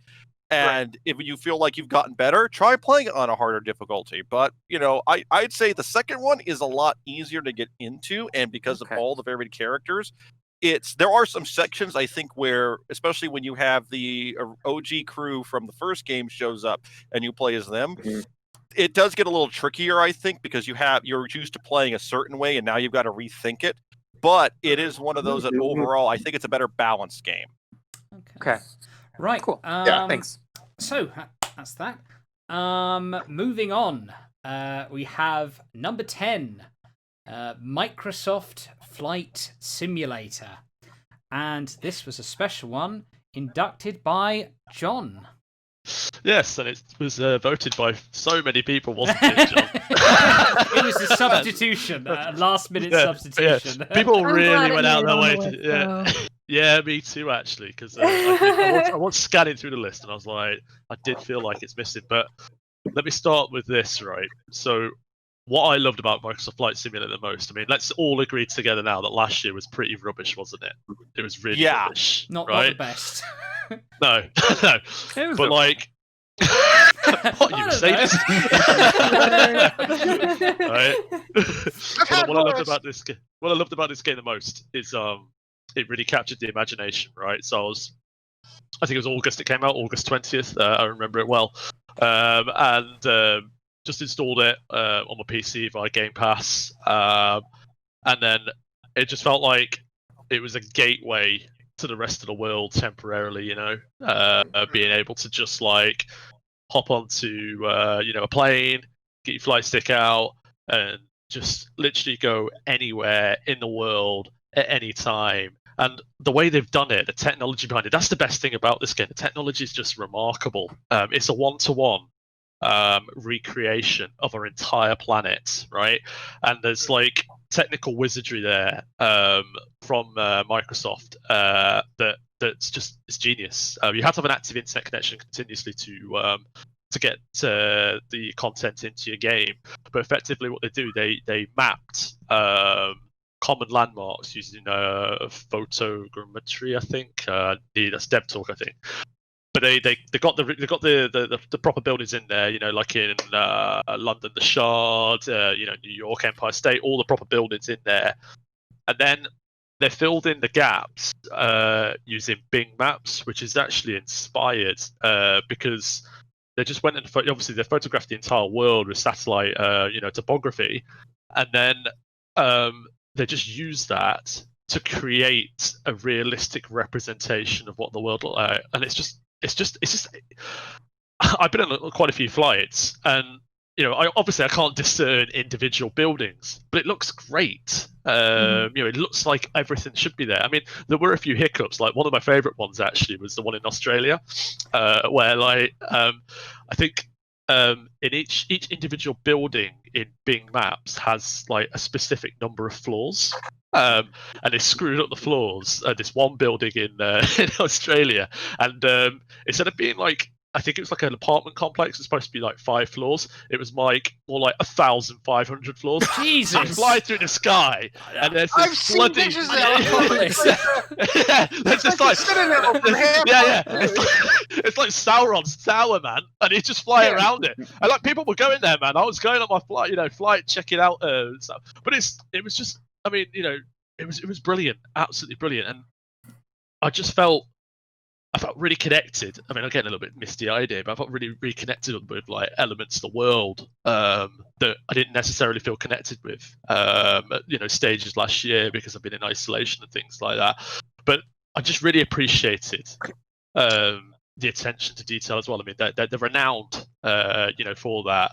But like one great thing I found was this is the first flight simulator I've actually played. Like I've flirted with them in the past, had a little go, but this is one that I've actually really sat down and I've actually like, right, I'm going to play this, and like it wasn't bad. Like I could get stuck in there without actually having to do anything, in terms of like tutorials and things like that. It was really like friendly for new players in the franchise. But then if you wanted to take it up a notch, you can go full simulator. On absolutely everything, so you have to set up your engines, make sure you've got all the like pre-flight sort of stuff sorted, and then actually take off as well. So it's just remarkable. And one final thing, I found elements of it as well really like faithfully recreated. So like there's a couple of flights that come to mind. So there's one airport in Portugal on the island of Madeira. It's called Funchal Airport, and it's one of the most renowned landings for a pilot to ever undertake in their career for commercial jets and things like that, because it's small. So Madeira is an archipelago. It's a group of islands just off the coast of Africa, and this particular airport, it's like.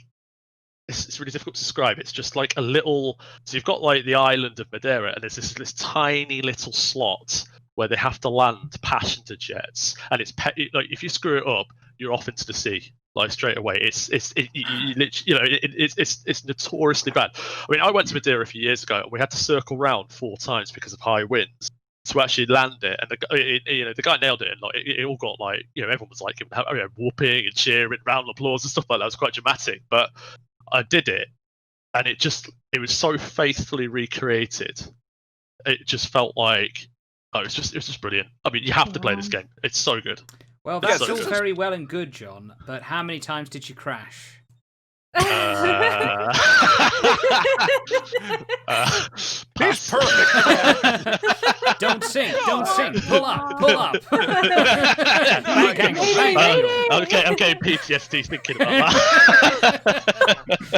I've been enjoying the hell out of it. I've been playing it for the past couple weeks, and it's cool just taking off from the airport down the street from my house, flying over my kid's school, and it's so faithfully recreated that even sheds are visible. Things you think they would overlook. I fly past my local park. The walking trails I take every day are there. Down, to the lakes and little ponds. It's just crazy how accurate everything is.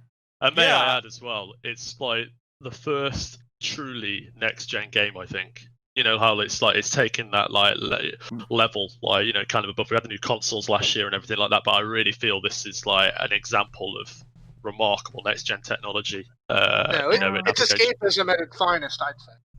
One I'm actually really looking forward to myself, because it's going to be coming to the Xbox Series X this coming year in 2021, and that's what I've been waiting for. Is mainly because I'm not as much of a PC guy other than VNs, just because I don't have the setup for it, and my machine definitely is not going to be as powerful enough to really immerse myself in this, I think. So I've been waiting for that Xbox Series X port so I can get in there, at least kind of enjoy it, not necessarily, at least from a visual and immersion standpoint, how the developers probably intended it if I was using a controller.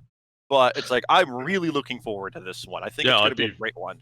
I'd be super interested to see how that implementation kind of goes as well. And for our listeners as well, if you are considering Microsoft Flight Simulator, you will need to make sure you've got a very hungry computer. Oh, no, sorry, computer capable of playing it, because it's a very hungry game, is what I'm trying to say.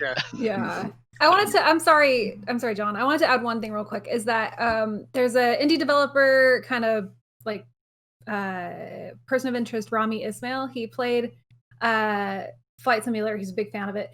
And he was taking a flight from Montreal to Amsterdam. And he's like, I'm going to play it on the plane while I'm flying, and I'm going to compare.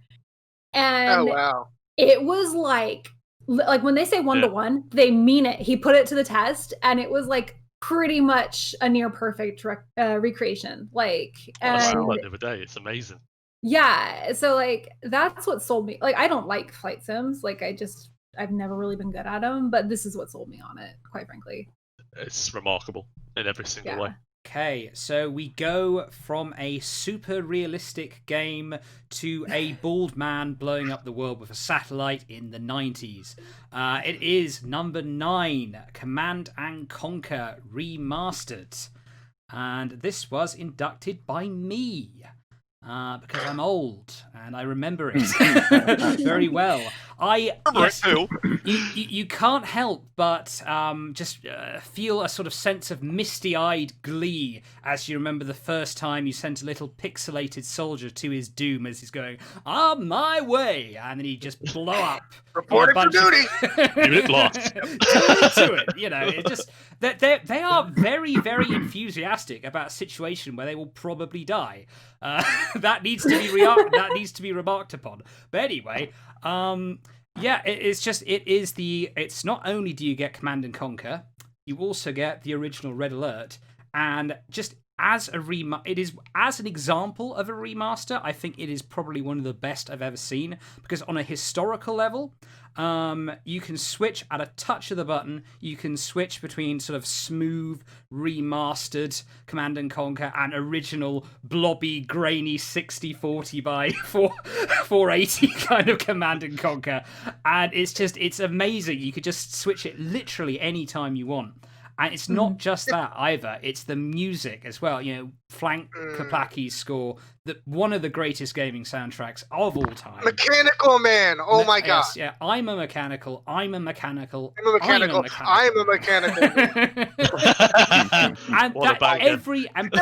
practically every single song is remixed, remastered. But you can create your own jukebox and sort of play it in any order you want. If you want Command and Conquer music over Red Alert, you can get that. If you want Red Alert music over Command and Conquer, you can get that as well. It's just anything you want. And I've got I know Francis wants to say something, but I got to say something else as well. As you win the missions, you unlock these these videos, these behind the scenes videos from back in the 90s when they were recording it, and it is so cool to see these original actors as they're filming these things in front of a green screen. You know, just seeing, you know, the iconic, you know, are you picking this up? Good. You know, and you can see him like try and do that like 3 or 4 times. Are you picking this up? Good. Are you picking this up? Good. You know, trying to get it right, and it's so cool. Every single mission, you get to see this behind the scenes stuff, and not only that, it is amazing how they've remastered it all into HD. Like, all the actors now, you can see all the wrinkles and the follicles of their hair, and it's just amazing. Every single part of the game has been improved, and it is the ultimate example of a good remaster. It's very good. Yeah. It's very good. One thing I really appreciated too was, John, I'm sure you noticed, just a clever bit at the beginning. It's kind of fourth wall breaking, where it shows like the modern settings being added to the game, like through your visual feed and everything, like through your commander vision. It's just so neat the way they did that. It's kind of tongue in cheek. I liked it. One thing I will add, actually, that is related to it. I actually ended up playing a lot of Command & Conquer this year, but not the remastered version. I downloaded a mod for Red Alert 2 called Mental Omega, and if you guys haven't played that and you like Command & Conquer, that is by far the best version of Command & Conquer I have ever played in my life. Wait, Amiga style? Mental Omega. Like, it's a complete... Amiga. I thought you said Amiga. I'm like, interested. No, it's just Google it. But it's like they sell it as like a perfectly balanced Red Alert 2. They introduced a 4th faction called the Foe and Revolt, and they're fully fleshed out. Like it's like a whole new game. I played like on LAN. Well, not on LAN because I can't see anybody because I'm locked down. Sorry. I played over the web on a VPN with like 4 or 5 friends lots of times this year, and it's very much worth your time.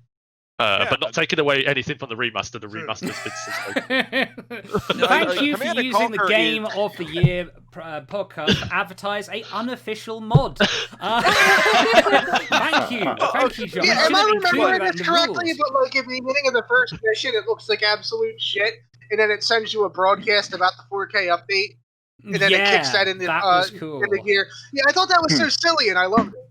Yeah, that was great.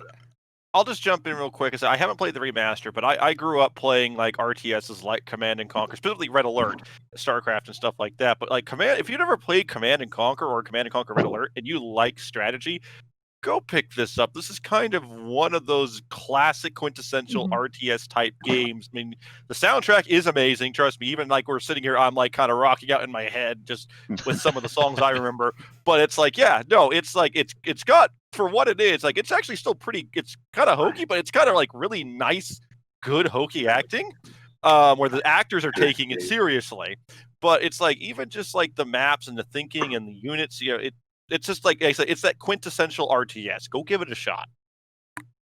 Okay. I completely agree with that. Completely agree. Absolutely. Shape it, baby. Yeah, shake it, baby. some actors are acting more seriously than others. It's so weird. Like 1 minute, it's just this guy, Stalin. He killed my whole family, and then it's shake it, baby. Anyway, the hokey acting aside, one thing that really impressed me with the remaster was how cinematic everything felt. Like, sure. Yeah, because like it didn't even feel like, oh, this is like definitely a remastered video game. It was like it kind of felt in some places like a little bit of a movie. Like just some of the angles they were getting in. I'm like, oh, like this is cool. Westwood did an amazing job with when they did this the first time. It was That's what I was going to say. Like, I mean, though it's technically a real-time strategy. One of the quintessential real-time strategy games. It's also better at the FMV element than most FMV games of the time. Yeah, no, I'd argue the FMVs are more entertaining in the first one than many of the later entries in the series. Too. Yeah, like, when it got to Siberian Sun and all that, it was a little too silly. But like when Seth got a bullet to the head courtesy of Kane, congratulations on your promotion. That felt like such a betrayal. That was awesome. My jaw was on the fucking floor, and like I love the way all that stuff was filmed. It was fantastic, and it got sillier and sillier, I think, as the series went on. But the first one, absolutely timeless. Yeah, cinematic. There's I don't know. I really enjoyed how silly Red Alert 2 was, though. Like, I mean, like the seriousness aside, which is obviously great. Like, I kind of really leaned into a little bit, like especially Red Alert 2. It was just ludicrous and fun. You know what I mean? It is. Oh yeah, once they get to Yuri's Revenge too, and all that, it was just slapstick almost. I just want to reenact for people who don't know the scene Francis is talking about. So the Nod, the Nod guy, he's sort of briefing you. Seth. It's Nod guy Seth. So he's planning to kind of move against Kane, kind of like go over his head, and he's saying, "Strike the heart of America." Kane does not want to do this, but the balance of power in the Brotherhood of Nod shifts quickly. And then all of a sudden, this gun that comes from off camera blows his head off, and then Kane pushes his body away and goes, "The balance of power shifts quickly indeed." It's that as I think I must have been 10. That's mind blowing. And it looked believable as hell. Like it hit hard. It was awesome. It was the coolest thing I saw in 1999. I was gonna say, I bet 10-year-old John was like, "What happened? Why is his head everywhere?" It was amazing. Yeah, like that's what we mean when we say hokey acting. We mean it's like, yes, it's that 90s kind of like what, like by today's standards, it's considered hokey. But the thing is, the actors and everyone on the production team, you can tell they put their heart into this damn thing. It's no worse than like Stargate or anything like that, is it? Exactly. God, Stargate. I just SG-1 was fantastic. Oh man, it's so good. Okay, it's so good. Before we get into a conversation about Stargate, let's move on to our next entry. Okay, number 8, Demon's Souls, and this was inducted by Mike Vito. Mike. Oh man, where do I start? All right, so 2 years ago I started playing Dark Souls, the first one. I don't know what caused me to start playing it. I was just like, let me try this series out. So I got into it and I got like deep into it. Like I could not stop playing it for almost 100 hours. I finished it. Like, now what do I got to do? So then I played the second one, put in about 80 hours and I finished that one. Then I was like, well, now I got to play the third one. Put about 100 hours into that, and then I just fell into like a depression because what else is there? And then this gets announced and I'm like, oh my God.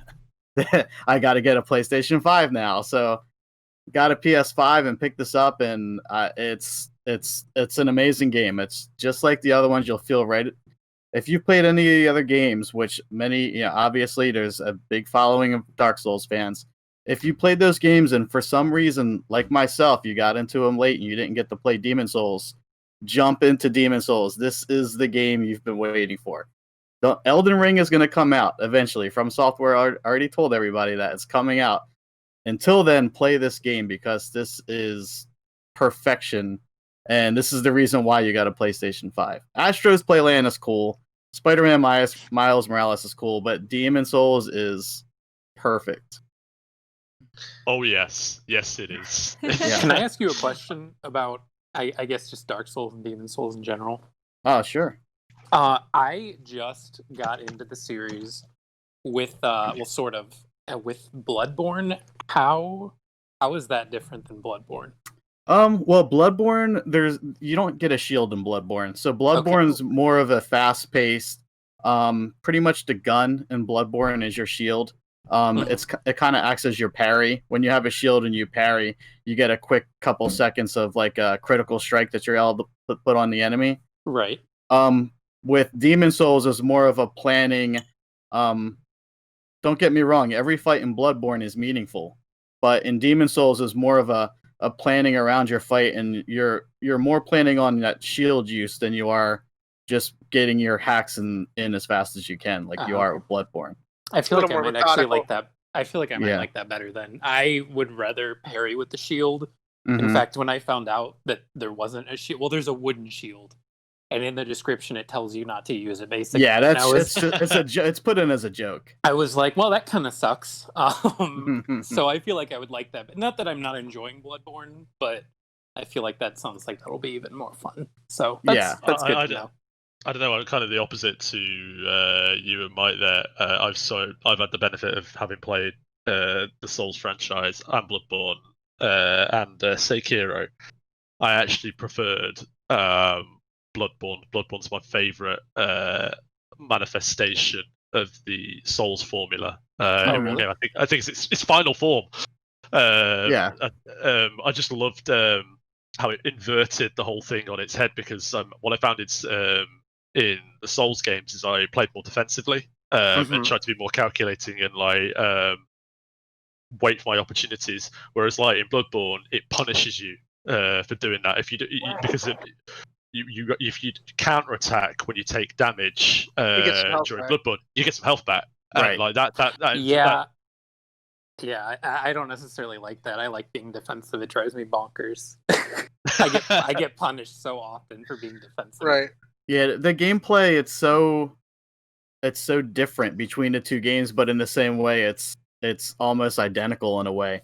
But either way, it's more about just backing up, checking out your enemies' weaknesses, and then jumping in when you can. The formula is tried and true, and it kind of sucks because I got so deep into these games that every game that I'm playing now, I'm kind of comparing it to From Software's Soulsborne games. It sucks, to tell you the truth, but that doesn't mean I can't just jump back into Demon Souls or Bloodborne or Dark Souls whenever I want. That's the beauty of it.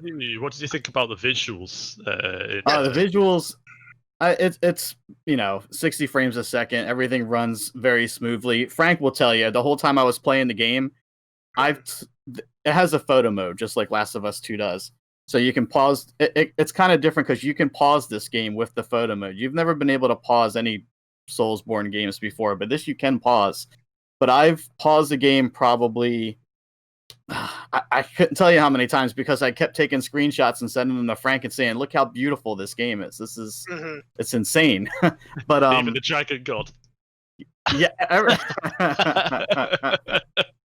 Everything just looks great, and the music too. I mean, the music has all been redone, and I think I can't tell you this for sure, but I believe the original Demon Souls wasn't an orchestrated score.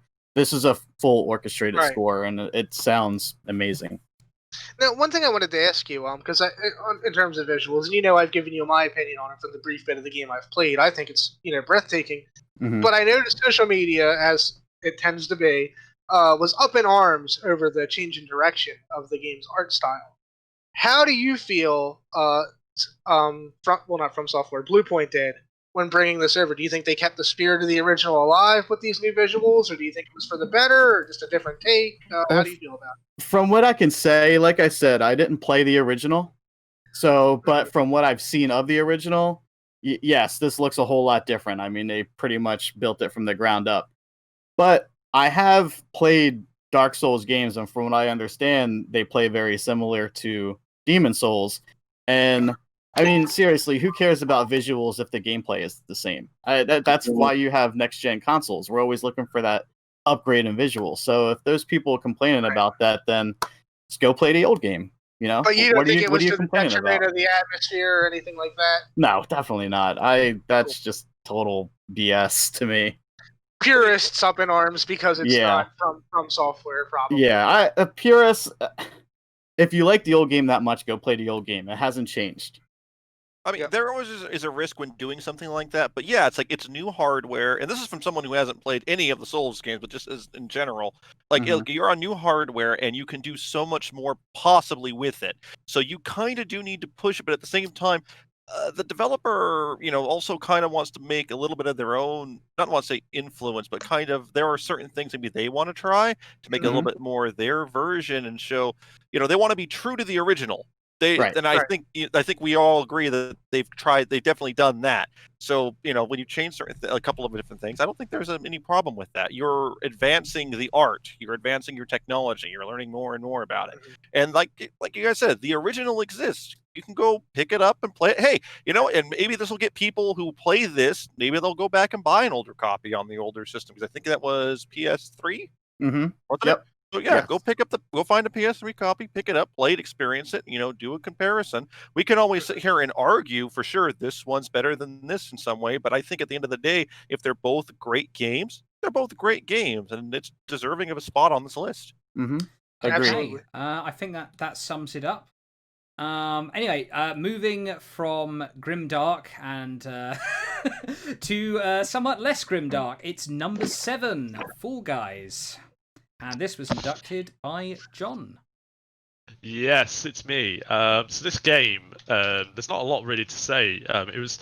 It came out like, I guess it's similar sort of time I was playing Microsoft Flight Simulator, so I was really optimistic and happy, and the game is quite colourful, optimistic and happy, but I guess with a really dark underbelly, because you're quite literally fighting for your very life to progress through to the next level. So if you haven't played this game, it's a really bright, colourful. I mean, we've all seen Takeshi's Castle. It's basically Takeshi's Castle in a game, and it is absolutely sensational. There's loads of little levels. The egg scramble, where you've got to go and steal eggs from other people's baskets and get them in your own basket so you can progress through to the next round. The hexagon, which is utterly infuriating because people are there to actually sabotage you, because they jump on the little hexagons themselves and you fall the way down into the goo, and then you die and you lose, because that's normally the final stage, and you're normally infuriatingly in the final 4 or something like that, and then you die. Then there's the slime climb, which is probably one of my least favorites, actually, because I always get pulled off and thrown off into the slime. I actually found as well, a really dark kind of subculture playing this game as well. I got into the habit of I got okay at the game, and I would kind of get to the top, and there'd be still 40 odd people in some levels, trying to get through to the end and stuff like that. I would just pretty ashamed to admit this, but I'm going to admit it. I would stand on the line and wait for other people to come to the line. You don't want to run. I enjoyed doing that more than I did the actual game. I am not that person. I see those people at the end of the line. I'm like, oh god, oh god, oh god, oh god. We can all win. No, that doesn't even one winner. So you're inducting our number 7 game on the list, and you're saying you enjoyed trolling people more than the actual game. Yeah. Well, yeah. You know what though? I got to review this one. Right, I feel like who there are 3 other people here who got keys, because I know we tried to play it. Yeah. And, I had one. I played it with you one time. Okay, there was a handful. And what I liked about it is when I tried to play it by myself, I mean, it's a fun game, right? I love how they took this King of the Hill, last man standing type thing that's usually reserved for shooters, and they were able to do it in a quote unquote non-violent, looking at John, kind of setting. But you die, like, you're going to die a few times and then you just like, whatever, I'm just going to play again. When you had friends playing, suddenly you're like very vested in like rooting for your friend winning, right? So you want everybody in there with you. Yeah. It became such a blast with friends, didn't it? Such a blast. Yes. And so you're sitting there just like, oh my gosh, you can do it. And like I was way more invested in it than like watching people play like PUBG. Like, and maybe it's just the bright colors, but like it was literally like in the theme song is so happy. Yeah, it is. It's like the antithesis to 2020, isn't it? It's like, but like I feel a bit of a fraud, right? And I'm going to admit this, right? So my first win, right? It wasn't legitimate, right? I didn't cheat, like except for like I didn't use any cheats or anything like that, because I'm not into that. But my brother, John needs his own podcast of Fallout Professional. I've got to admit this. I've got to get this out there. So we're doing the confess. You know what? Where like is it called mountain climb? Like where like yeah. Right. So like it was me, my brother, because he was playing with me, and we were like in the final three, and the rest of them were all behind us because they got like battered by the cannonballs, and it was me, my brother, and this other guy, and we're all like going back there. I'm like, I'm gonna win, and my brother holds the other guy back so I can actually win the game. And I felt like such a fraud. I mean, he was 7 and he cried for weeks, and it was that crown worth it? It felt so good. It felt so good. Complete silence except for you laughing. Wow. Sorry. But I respect the honesty. John, you're an asshole, but you're my kind of asshole. I'm sorry, I just really had to get it off my chest. It's been weighing me down for about 4 months. Weighing you down. You've been in the clouds. Yeah, loving life. I'm so glad we could unburden you of that. Thank you, John. But yeah, I could definitely relate to what Heather was saying, because I actually remember a game where I was playing with Heather and Francis and Josh, and I think I was the only one left, and I was trying to run along, the little thing that tips either way, and I'm just trying to concentrate, and everyone's saying, "You can do it, John! You can do it!" And it's like, I'm trying to concentrate. I appreciate the sentiment.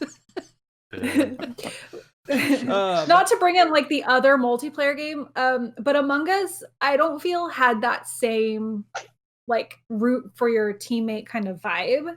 Right. Like you would sit and watch the rest of the Among Us game play out, and you're kind of like, oh, what's gonna happen? Like or feel like openly frustrated because it's like, oh my god, how did I not know it's them? But with Fall Guys, it was like you're sitting there with your popcorn going like, oh my gosh, he can do it. The funny thing about Among Us is that I actually added it for a moment to the little list where everybody votes for the 2020 games, which one's their favorite, determines the rankings, blah blah blah. And then, like Heather pointed out, that was released in 2008. Yeah, yes, it was, wasn't it? That is Among Us. It's just the biggest example of a game that becomes kind of a game 2 years after it's released. A late bloomer. Yeah. It's like Rust is going through a renaissance at the moment, isn't it? Yeah. No, a lot. Is it wearing clothes this time? Is that? Is it dressed this time? Yeah. It's so weird because they don't show the starting. I remember years ago, my son is like, "What's this game with everybody with their penises out? What are you watching?" Yeah. See, what I know, why do they keep squatting on that gentleman? What I know Rust as is some butt-naked Russian sitting outside my house and shooting me in the head and taking all my stuff. And they make you get naked, and if you don't, they kill you. And they make you...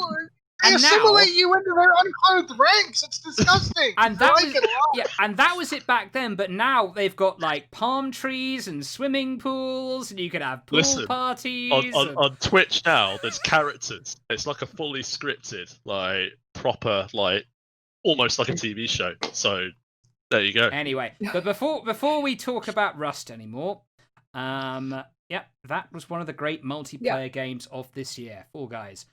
Number 6 is Hades, and this was inducted by Josh. Heather, you can add anything if I leave anything out. I know you've played some of it, so okay. So I'm not huge on the whole Greek mythology. I mean, it's entertaining, but it's not something I like live for.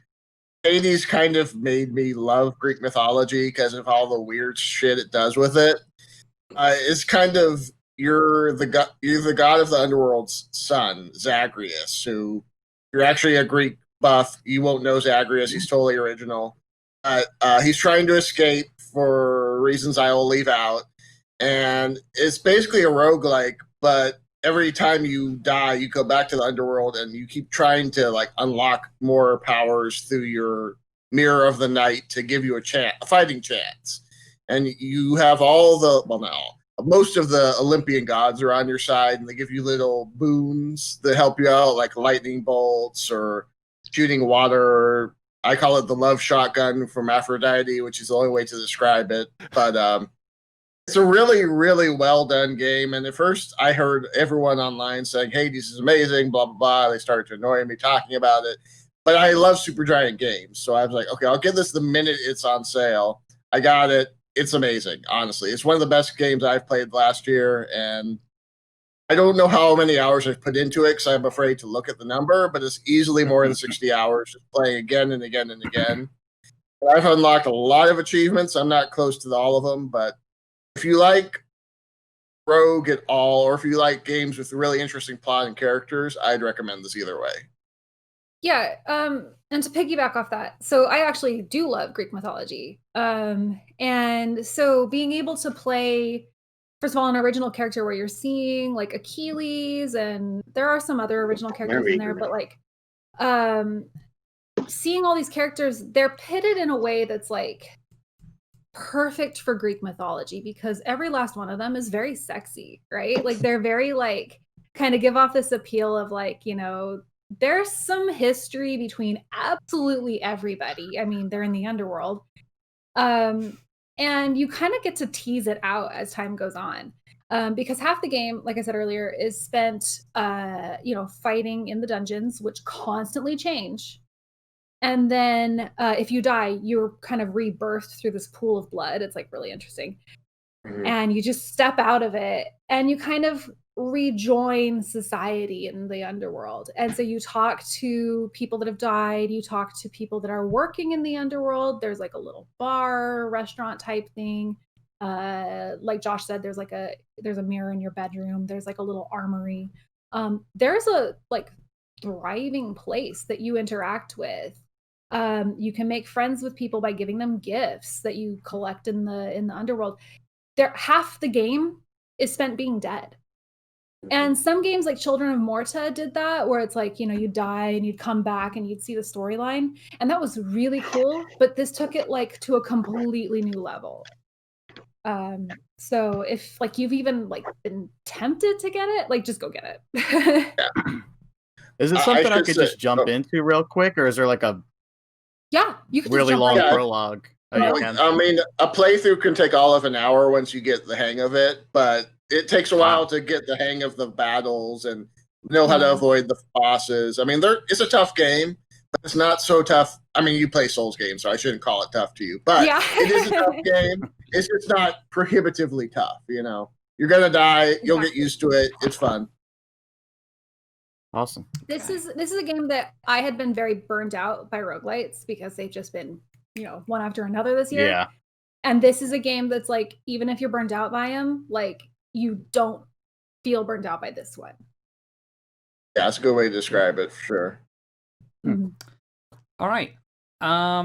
So moving on, we're getting to the final five now, with number 5, Animal Crossing New Horizons. This was inducted by Anthony. All right, so I think I speak for everyone here when I say that no one could have possibly expected for this game to get as big as it was. And for that, in particular, it mainly just COVID was an extremely difficult time for, I think, everyone here. And for me in particular, it was very brutal. It was very brutal just because, you know, I found this library that I met so many friends at, and now I couldn't go there anymore. And, you know, I'm not exactly a social individual. I'm practically a hermit. But the thing is, with this game, in particular, it was just amazing to me just how much this kind of emphasized like communication, made just seamless and just changed so many lives. I think during what was already so difficult. Because I think if you look at like what I've written here, like I have so many examples of just what happened with regards to, you know, people held weddings on it, they held funerals on it, this guy held like weekly talk shows in his basement, and even like freaking like Ocasio-Cortez was asking for like dodo codes. And to me, just a way just to see this, you know, Animal Crossing always has like this penchant for just reaching out to people with who don't even really play like video games at all. Because I remember like way back on the GameCube one, like my mom used to play it, like my cousins who don't even like touch games, like they would just be all over every time they come over. And for me, and it's kind of see that explode across like the general like public consciousness, where like everyone and their mom was talking about like, oh geez, that Zipper Tea bunny, he's really creepy. Look at him in the morning shadow, like he's just like stalking me. Or just or like everyone just kind of going crazy about Raymond the cat, how there's just a whole like black market surrounding just to get this character. And for me, one thing I really appreciate about this particular iteration was personally, I feel like New Leaf is still the best one. If waiting for that, it kind of came with just, it felt very complete when it first came, when that came out, and this one kind of feels like it's kind of still going slowly. It's kind of still kind of adding stuff to it, but for me, it feels very I'm trying to think of the right word for it. It's more respectful of your time, I would say, because one flaw I think with the past games is that like it did kind of feel like you're kind of trapped in like a cycle, because I feel like if I stop playing now, like my weeds are going to go over my town, or like my favorite village is gonna move out. And here it's more like, okay, so we'll cut back on the weeds. Okay, so villagers won't move out unless you say, yeah, sure, whatever, Pango. I don't give a damn about you. You can go away, or whatever. And on top of that, like it's the customization like in this game is just insane for me, because it's just like, because you can like put stuff like outside now, and you can like you landscape like your towns with like furniture and with landscaping and like with patterns. Just the other day, I was looking through the stuff I downloaded off the thing, and the pattern maker, and I found like I saw some of this fake blood I had from my Halloween costume. I'm like, you know, I could probably put some on someone's like door and pretend like someone was just like murdered there. So I did just that with 3 houses and just took pictures. Actually, I should post one of them on our page. So if you want to see that, oh, I saw that. Yeah, you did. Yeah, it was on the doorstep. I was like, what am I looking for? Yeah. Oh. Yeah, exactly. Yeah, and for me, what's really special about this is just the connections I've made. You know, I've met with people I haven't talked to in years, or just I help like 4 teenagers just pass time during a pandemic. And for me, I think it's just really special with just how much it's helped people, and I think it will continue to do so. And for me, just with something I've loved since childhood, I think it's really special. That's awesome. Yeah. Not a whole lot of games can do that. Did anyone else play Animal Crossing, or was it just Francis did? I played a little bit of it, I with the help of guides and everything. Yeah. But Heather, I'm certain you played a lot more than I did. I played a lot.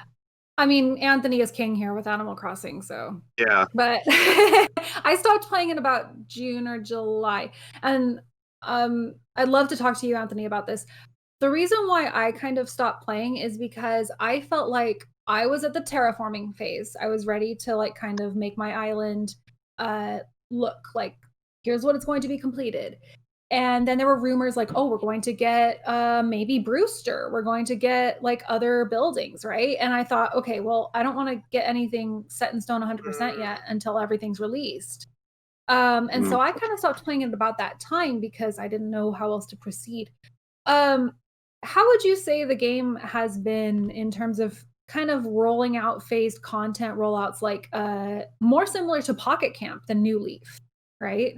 Like, I mean, I only played Pocket Camp for like a month or two because I thought it was really cynical, just with how everyone's like, hey, I can't come to your place, so you got like the specific furniture or whatever. I mean, I can't be too hard on it because the way COVID's affected like development, but it does feel like I'm trying to find a way to explain this. I did mention before, like with New Leaf to feel like more complete when first like launched, and then like that already had like the amiibo update, which I thought was just amazingly generous. And with this one,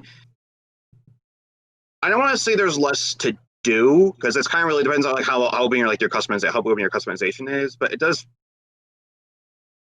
I'm very curious with how they handle like DLC in the future, but particularly with like paid or because the thing is like this has been completely free so far. Yeah. I'm very interested to see how that roll out. One thing I can do, I can recommend is just one thing I found is a really good release is just engage in toilet humor because I've made like toilet shrines next to people's like houses or like I was and I recently found like, oh wait, you can actually just build islands in the middle of like the river. So so now I have like Apple TVs just like lining up. I don't know why. It sounds really funny. While everybody everyone has just taken a quick alcohol and bathroom break, which I'm sure they will need, because the next game is number 4, Yakuza Like a Dragon, and this was inducted by Francis. Yeah, I loved this game. As somebody who has reviewed, I want to say 6 games in the Yakuza series over the past 5 years, starting with Yakuza 5 for the PlayStation 3. I have to admit, as someone who really, really enjoys the franchise and its storytelling, its characters, all that's solid gold. But the franchise really needed a shot in the arm to reinvigorate it because as a beat 'em up goes, and they all take place primarily in the same fictional district of Kamurocho, Tokyo. It was starting to get a little repetitive, and I felt like I'd played the same game a half a dozen times. It was exhausting, and as much as I enjoyed the games, the story was holding me a little less and less each time I returned to the streets of Kamurocho. Yakuza Like a Dragon turned that completely on its head. It changed the game in a way that instead of being a traditional beat-em-up, you play as a new protagonist, Ichiban Kazuka, who is obsessed with Dragon Quest. And as such, the battles in this game are now a traditional turn-based RPG style, complete with a really engaging job system where you can customize an entire party of characters. And what a party of characters they are. With the other games in the series, you would alternate from character to character, maybe 2 or 3 throughout the course of the story. This instead gives you a whole party to work with throughout the majority of the game. And the camaraderie that comes with that is just really cool. And I felt myself getting a lot more sucked into the individual characters and their motivations. And it had that whole feeling of joining a party and going on a grand adventure, which is really weird when we're talking about modern day Japan. Like, those things seem asymmetrical, but it worked flawlessly. And I loved every last second of Yakuza Like a Dragon so much that I honestly would be happy if the franchise keeps this formula in the future and doesn't go back to the beat 'em ups at all. And I say this as a diehard beat 'em up fan.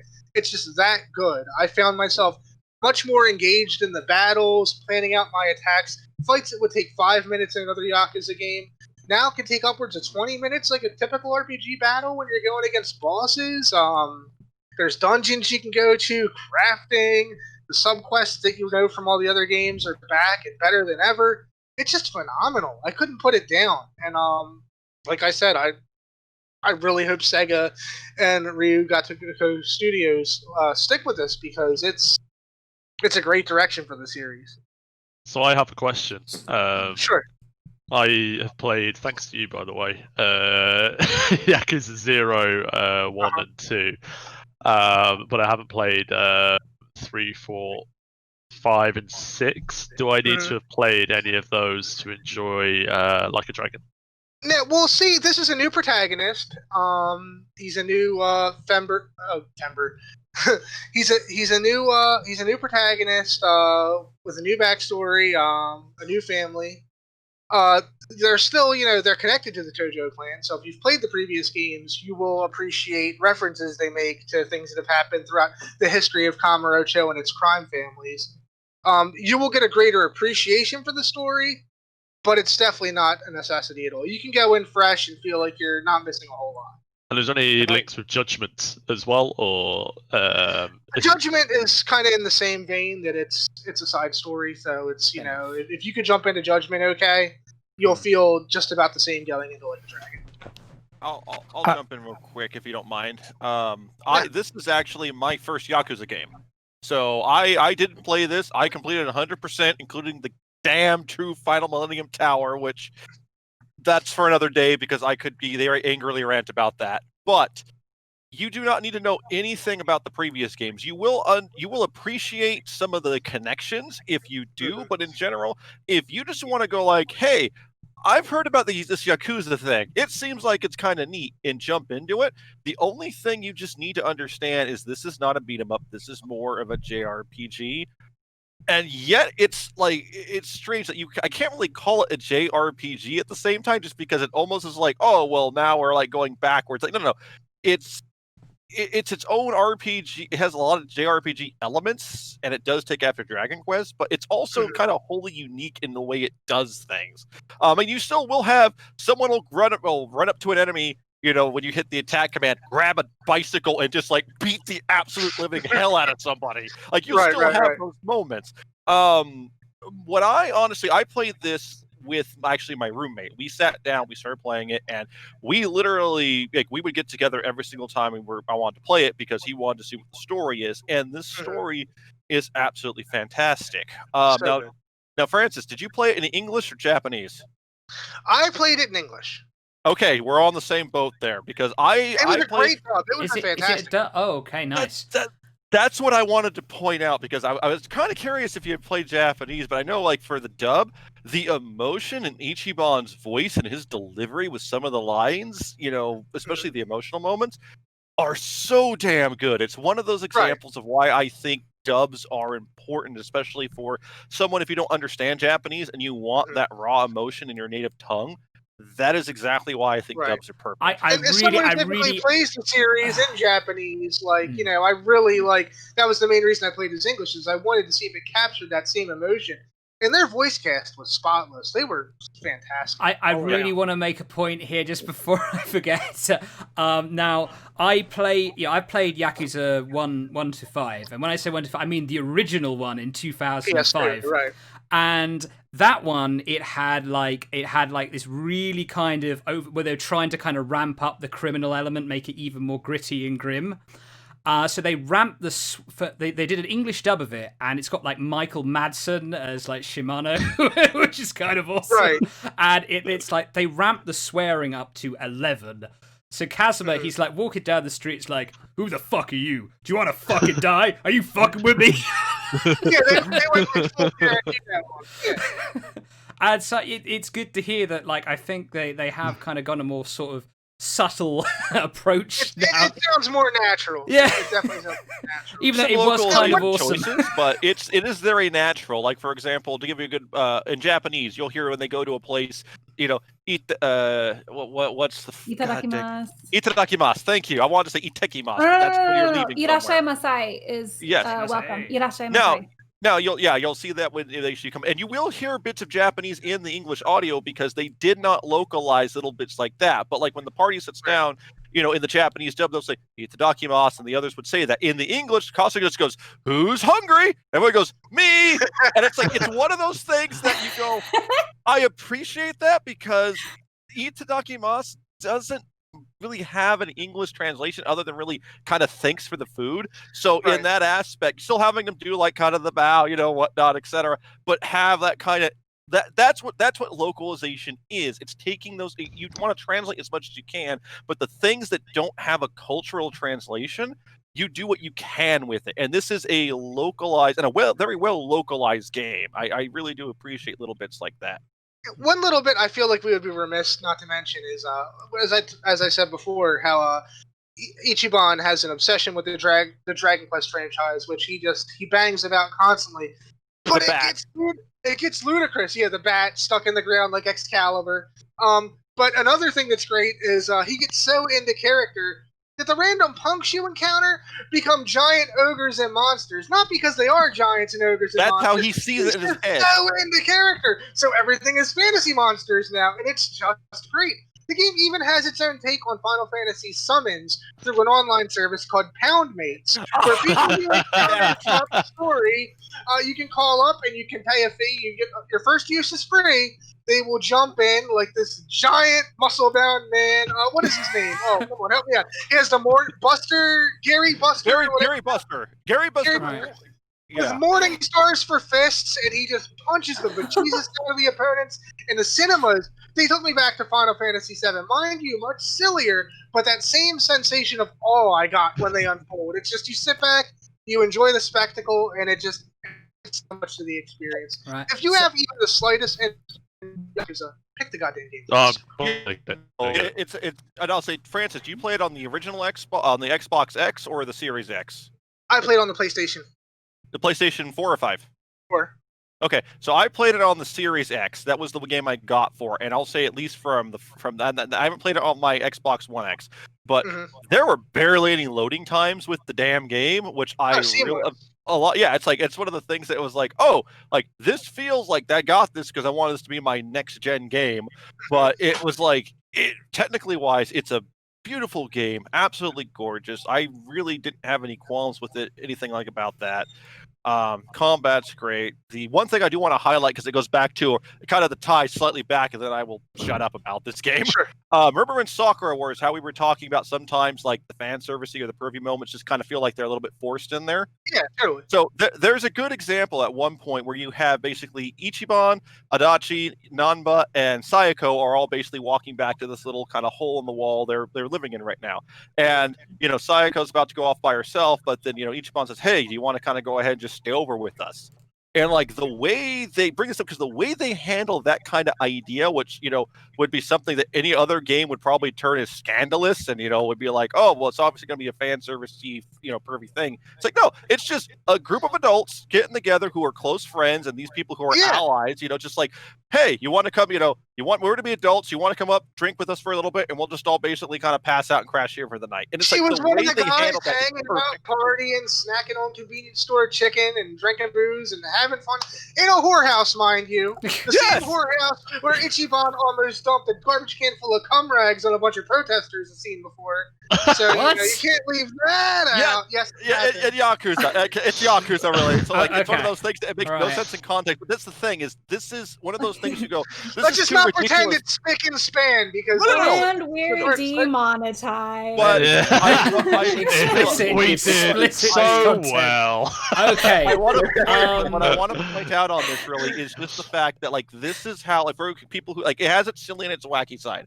But for anyone who doesn't think this isn't like a mature or actually just a well-told adult story, no, it is. It deals with adult issues in an adult way, and it does make you pause and think. There's not a, everything is black and white. That it's like, and that actually is a theme of this game. There are a lot of, you need gray. Gray exists for a reason.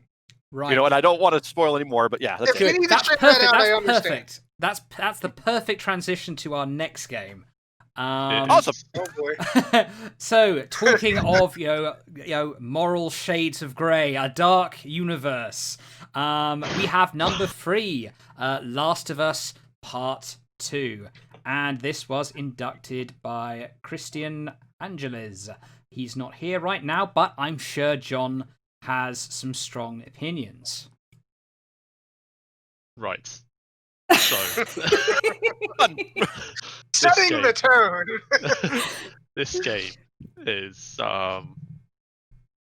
it's a paradox. It splits me in two, and that's kind of funny actually. I can't say why, but what I can tell you is it is a relentless 28-hour character study into the human race.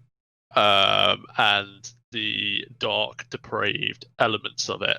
So the first one was about, everyone knows the first one, right? It's a relationship between Ellie and Joel, and the overwhelming paternal instincts that ultimately led him to saving, Ellie's life and robbing her of her chance to actually have meaning in her life. Yeah, have meaning in her life.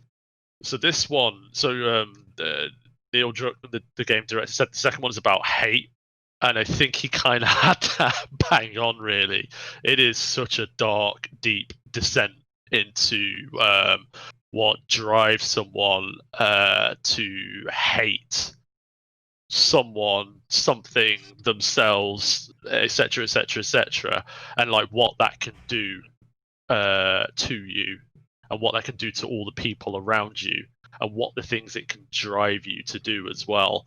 And I think one of the most striking things about the game as well is like I thought it was quite representative of our world as well, like in terms of like how we as a community, like not necessarily journalists, because a lot of journalists seem to unanimously praise it, like it, and everything like that.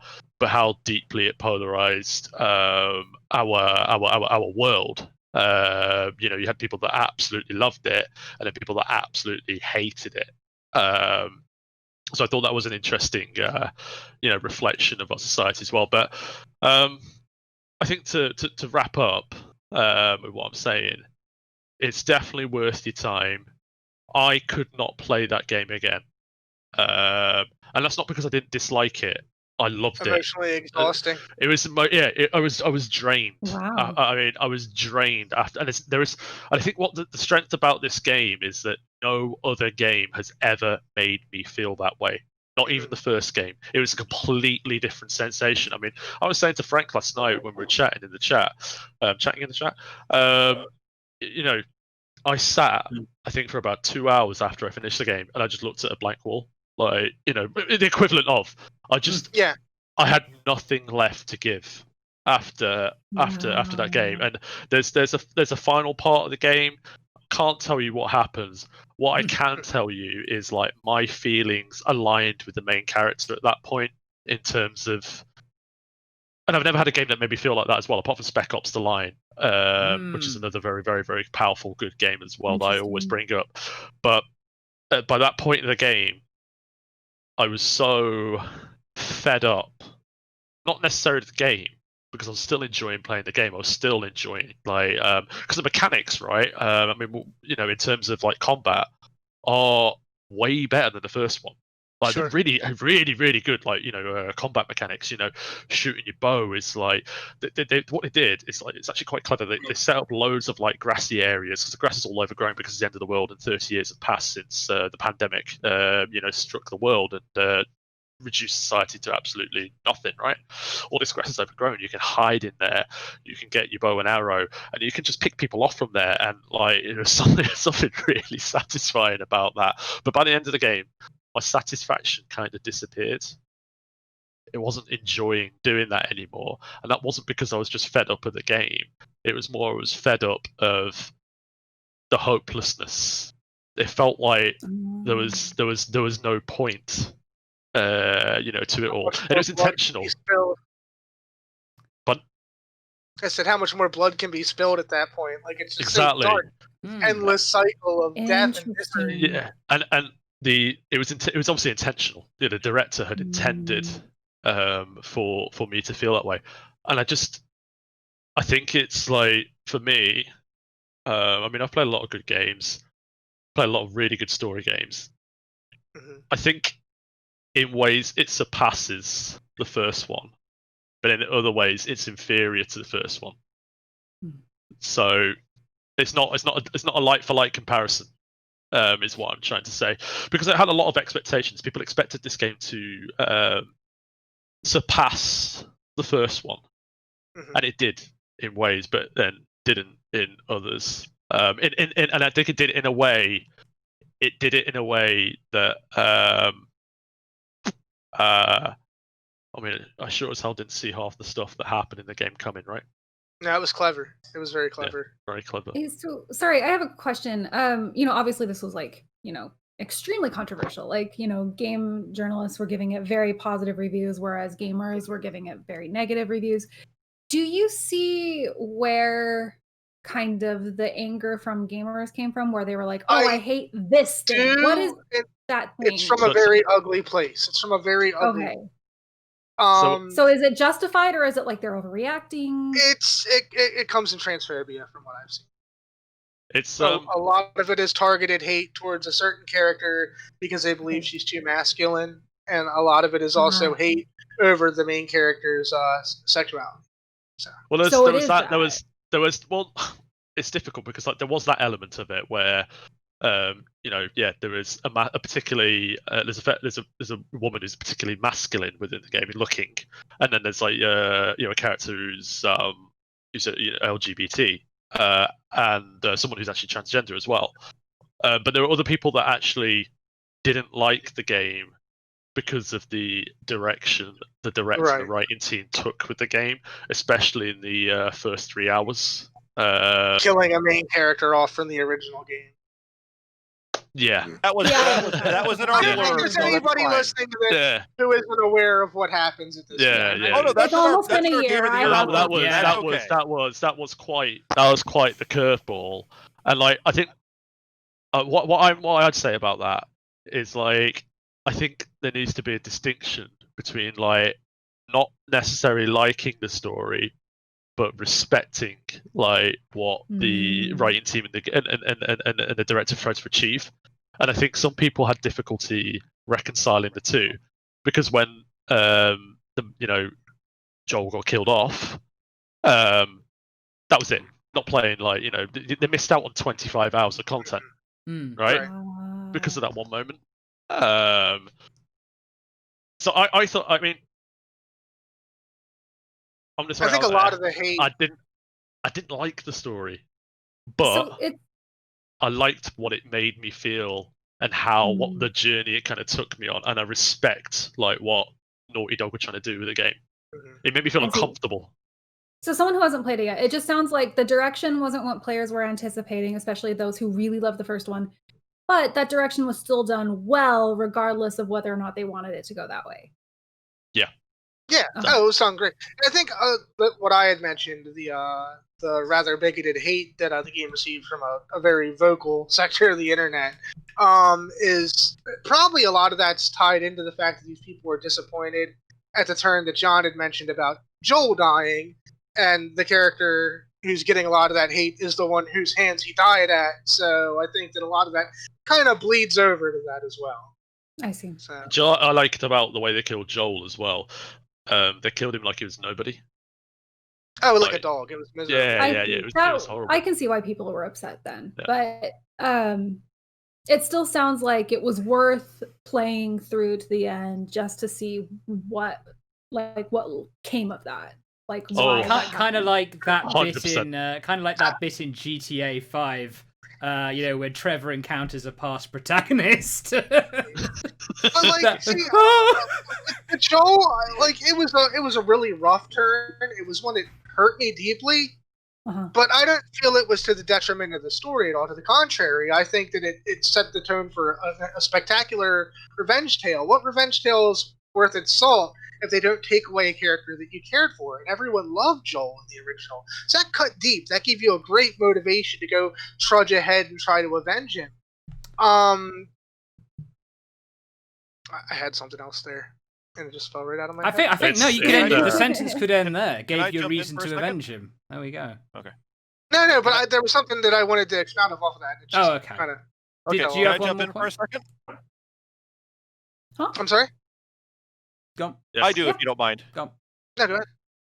Oh, okay. So I'll forward this by saying, like, this is a game I have no interest personally in playing. That's because I played a little bit of the first one, and it's just I liked what I saw of the story, but the game's just not for me. It's just not my style. But one of the things I wanted to bring up from what you were talking about is it does sound like the creative team and the writers especially, it's this hallmark of good writing. Writing is supposed to make you feel something. Right. The worst thing for a writer could do, and this even goes as us as journalists, people who, we want you when we write a piece, a review, whatnot, to at least think about it or to go ahead and feel some kind of emotion.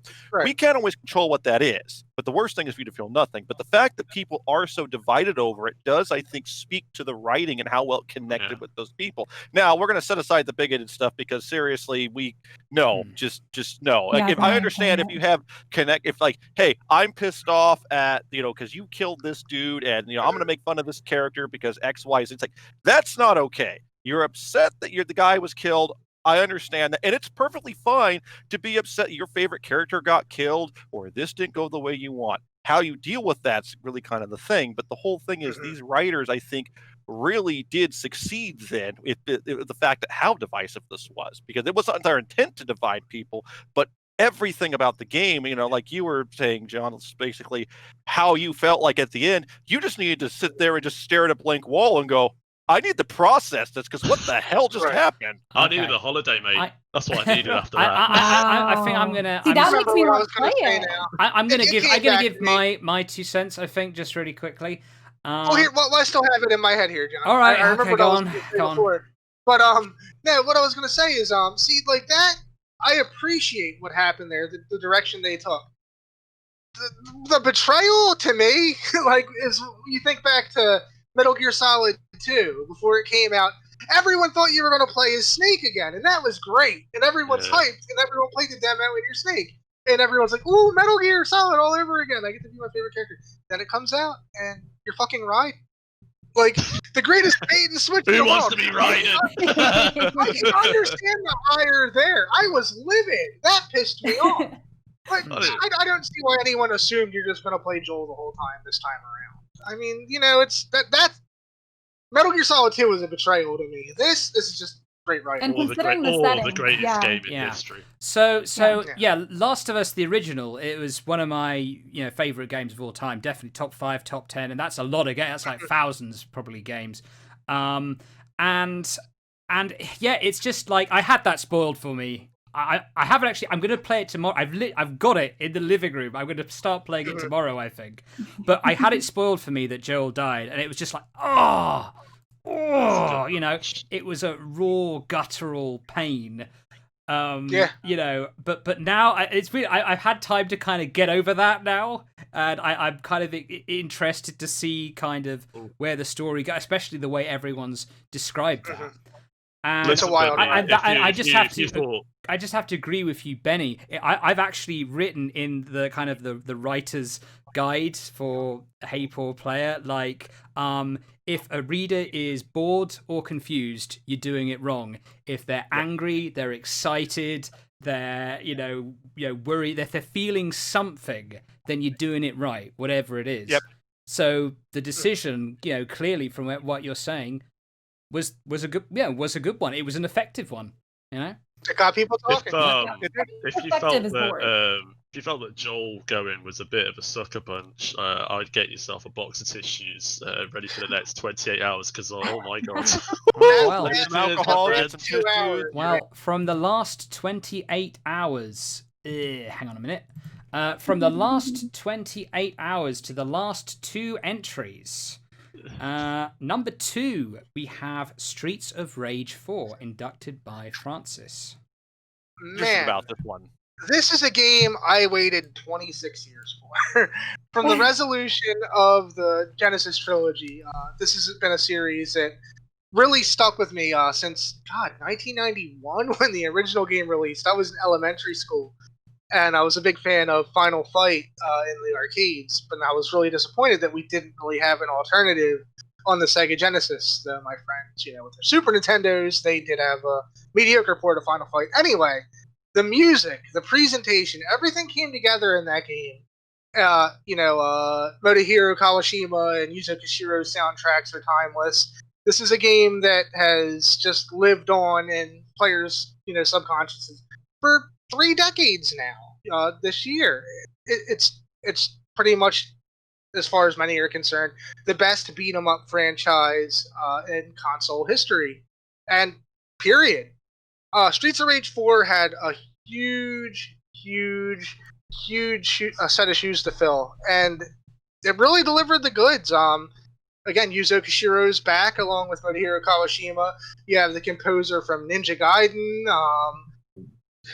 Street Fighter 2, a wealth of composers to just bring the game to life. It still has that whole 90s rave soundtrack going on. Shaman. The art style. What's that? The Shaman. Like the Shaman. Yeah, Moon Running Mountain. Yeah, exactly. Yeah, it keeps that. The music, and I know I keep banging on about the music, but it's such an integral part of the Streets of Rage series. And I could not believe, from start to finish, every last track is a banger. The art direction was really divisive when it was first shown, but I think the folks at Guard Crush Games and Dotemu did a great job of translating the old sprites to this new hand-drawn style, still keeping the personality of the 16-bit graphics while just really making them pop. And they look a little flashy in screenshots, but in motion, it's a sight to behold. It's beautiful. The animation is so smooth. The backgrounds are so intricate and well drawn. The combat system's been expanded upon in clever ways. Now, when you use a special, just like in the old games, you still lose a little bit of health. But if you don't get hit, you can actually regain that health by attacking enemies. So it kind of gives you an incentive to use, you're not as hesitant to use your specials. You can do it strategically and keep yourself going. And, you were pretty much punished in the old games for using them. So that's a smart way to breathe new life into the combat. You can now juggle. You can pretty much play tennis with enemies when you're playing 2 players, which is just awesome. 4-player local freaking combat or co-op is great. Nice. Yeah, 2-player online, which kind of sucks, but still 4-player co-op. And any beat 'em up is fantastic. So they just did a great job of breathing new life into an old dusty series that I'm really fond of. And from the start, I was really skeptical. I didn't know that they'd actually be able to, meet these super high expectations, but they crushed it, man. And I'm really hoping that Guard Crush Games and Lizard Cube and Dotemu come back and bring back, I don't know, say Golden Axe or something like that, because they've obviously shown that they're really capable of taking these classic franchises and polishing them up for the modern era and still keeping the spirit alive. And that's the most important thing to me. I mean, I felt like I was 11 years old again. It was awesome. And I'll probably be playing it again this week. I mean, recently I actually picked up the Sega Mega Drive Classics, aka for us in America, the Genesis Classics collection for the Xbox for achievements, and that has Streets of Rage 1 to 3 on there. And I picked those up, and I went, "Damn, I missed this game! Like, where is it?" And then, but then it's like I was like immediately went, "Okay, wait, Streets of Rage 4 came out recently, right?" And I went looking that up, and I'm just like, "I need to get this damn game. I need to get this. I really want to play it." Did you pick it up? Not yet. I'm going to probably. I had a couple of things I had to grab first, but that is basically on my to-do list for this year. But yeah, everything you said about like for the music, especially like you think Streets of Rage, I hear da da da da da da da da like that little like little things. Like I just no, that's Streets of Rage to me. While there's a lot of new like original tracks that are fantastic from all these composers, there's also some reworked versions of classic themes, and they're just so good because they're done from different composers to give them their own unique flavor, and it's just so freaking cool. There's so many Sega Easter eggs from like Joe Higashi graffiti on walls, from Shinobi and things like that, to even the car from the last scene of the Streets in Streets of Rage 2's first stage, just crashing into a wall and hitting a bunch of punks, and you wouldn't know it's that car unless you take a close look at it, but it totally is. You can tell that this is a team that really had a great appreciation for the first 3 games in the series, and they poured their heart and soul into it, and it's evident from every step you take. It's great. Yeah, that sounds like it's going to be an awesome to play through. Anyone else?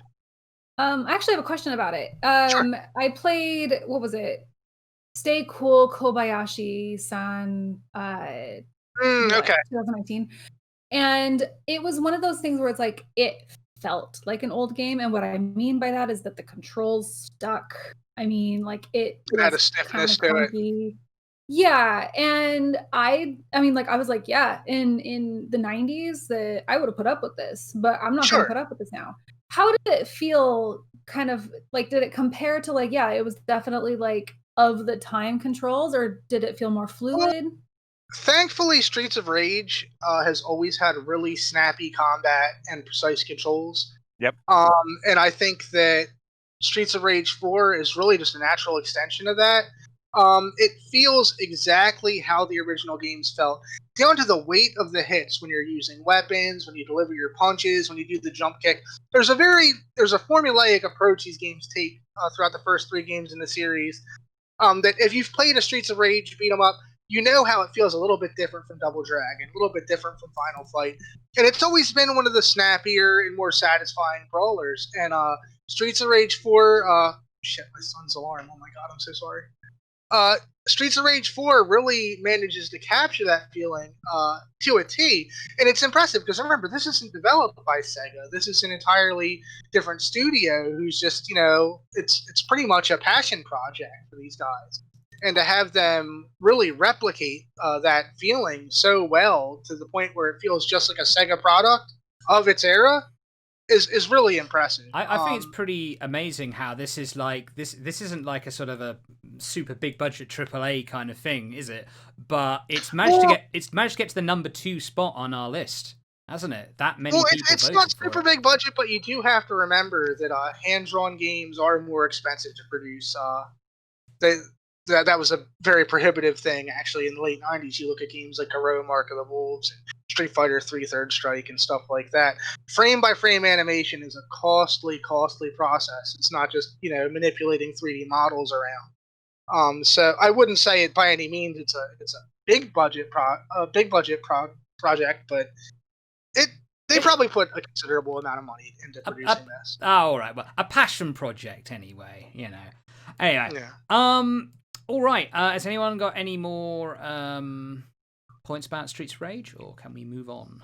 Right. I'll just throw this in super quick. No, but just like in the idea of just like how it plays, Streets of Rage is one of the only 2D beat 'em ups, other than I think River City Girls, which is more modern, that I actually can pick up and play rather fluidly. I mean, like, giving a good example in the first one, Blaze's Snake Strike. Like, you can just do this, and you can actually stun lock an enemy like that.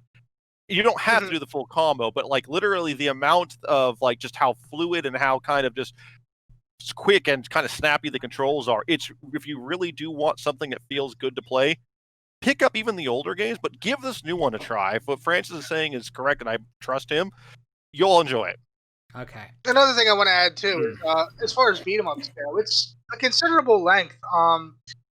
Most games in this franchise were 7 or 8 stages. This is 12, and I think it took me a solid 2.5 hours to play through with a friend. I mean, it's a beefy boy. So if you want to beat 'em up with some meat on its bones, definitely enjoy it. Okay, right. That is our number 2 game, Streets of Rage 4. It can move any mountain. Move any mountain. Just like Ebenezer Good. Yes, indeed. Okay, and of course, our number 1 game of the year, our game of the year is, drumroll please, number 1, Final Fantasy VII Remake. There we have it. And this was inducted. Yes. Final Fantasy. There we go. Final Fantasy VII Remake wins our Game of the Year. It got the most votes, fair and square, HPP democracy. And this is something I've got to say. When I first saw it was coming out, when I first heard about it, I didn't feel excitement. I didn't feel like, oh wow, I can't wait for this. I felt anxiety. Genuine anxiety, because Final Fantasy VII, the original, when I played it for the first time, it was the most amazing experience I'd ever had. Like, it must have been like 12, 13. I'd never seen a world like this before. I'd never seen characters like this before. I'd never sort of seen a storyline like this before. And just looking back on it, it almost seems sacred. It seems sacred to me, like this sacred childhood memory. And to think, Square have been, up. They've had their ups and downs since then. I think we can all agree. And I was just feeling anxiety. Is this going to taint that perfect, beautiful, sublime memory? And I am just amazed at the level of dedication they have shown to the fans and to the memory of this game that people found so important to really do it justice. And you can just see it in every single element, from the graphics, obviously. Yes. It looks beautiful. It plays beautiful. It makes the best possible use of the PlayStation hardware. And the battle system, it's like they haven't just chucked it out the window and gone with something new. The fundamentals are there. The ATB system, the materia, the same weapons, the same character. They have the basic same roles. They have the same basic stats. But they've just translated it into real time. And the way they've done that is just so perfect and sublime. And it's the same thing with the mini games. It's like I was thinking about Final Fantasy 13. I was thinking it's so crap because you're walking forward, fighting, walking forward, fighting. That's what made Final Fantasy game is like one moment there'd be a motorcycle chase, the next moment you'd be doing squats, the next moment you'd be dressing up like a woman to infiltrate a criminal's mansion. And it was that crazy amount of variety that made it so great. And they've brought all of it back. And not only have they brought it all back, they've improved it. They've added new bits. They've added more context, more story, better graphics. And it's just amazing how they've managed to do that. I mean, I'm genuinely blown away by it. And it's just, and just on a personal note, I just think about the last 2 decades. Sometimes I think, can I ever feel that same way that I did when, like, you go out of Midgar for the first time and, suddenly, Midgar is just one part of this massive, beautiful world. Can I ever feel that same excitement I felt back then? And it's just like when I saw the ending credits rolling, it's like, wow, maybe I can. And maybe, I might be 20 years older, but I can still feel excited.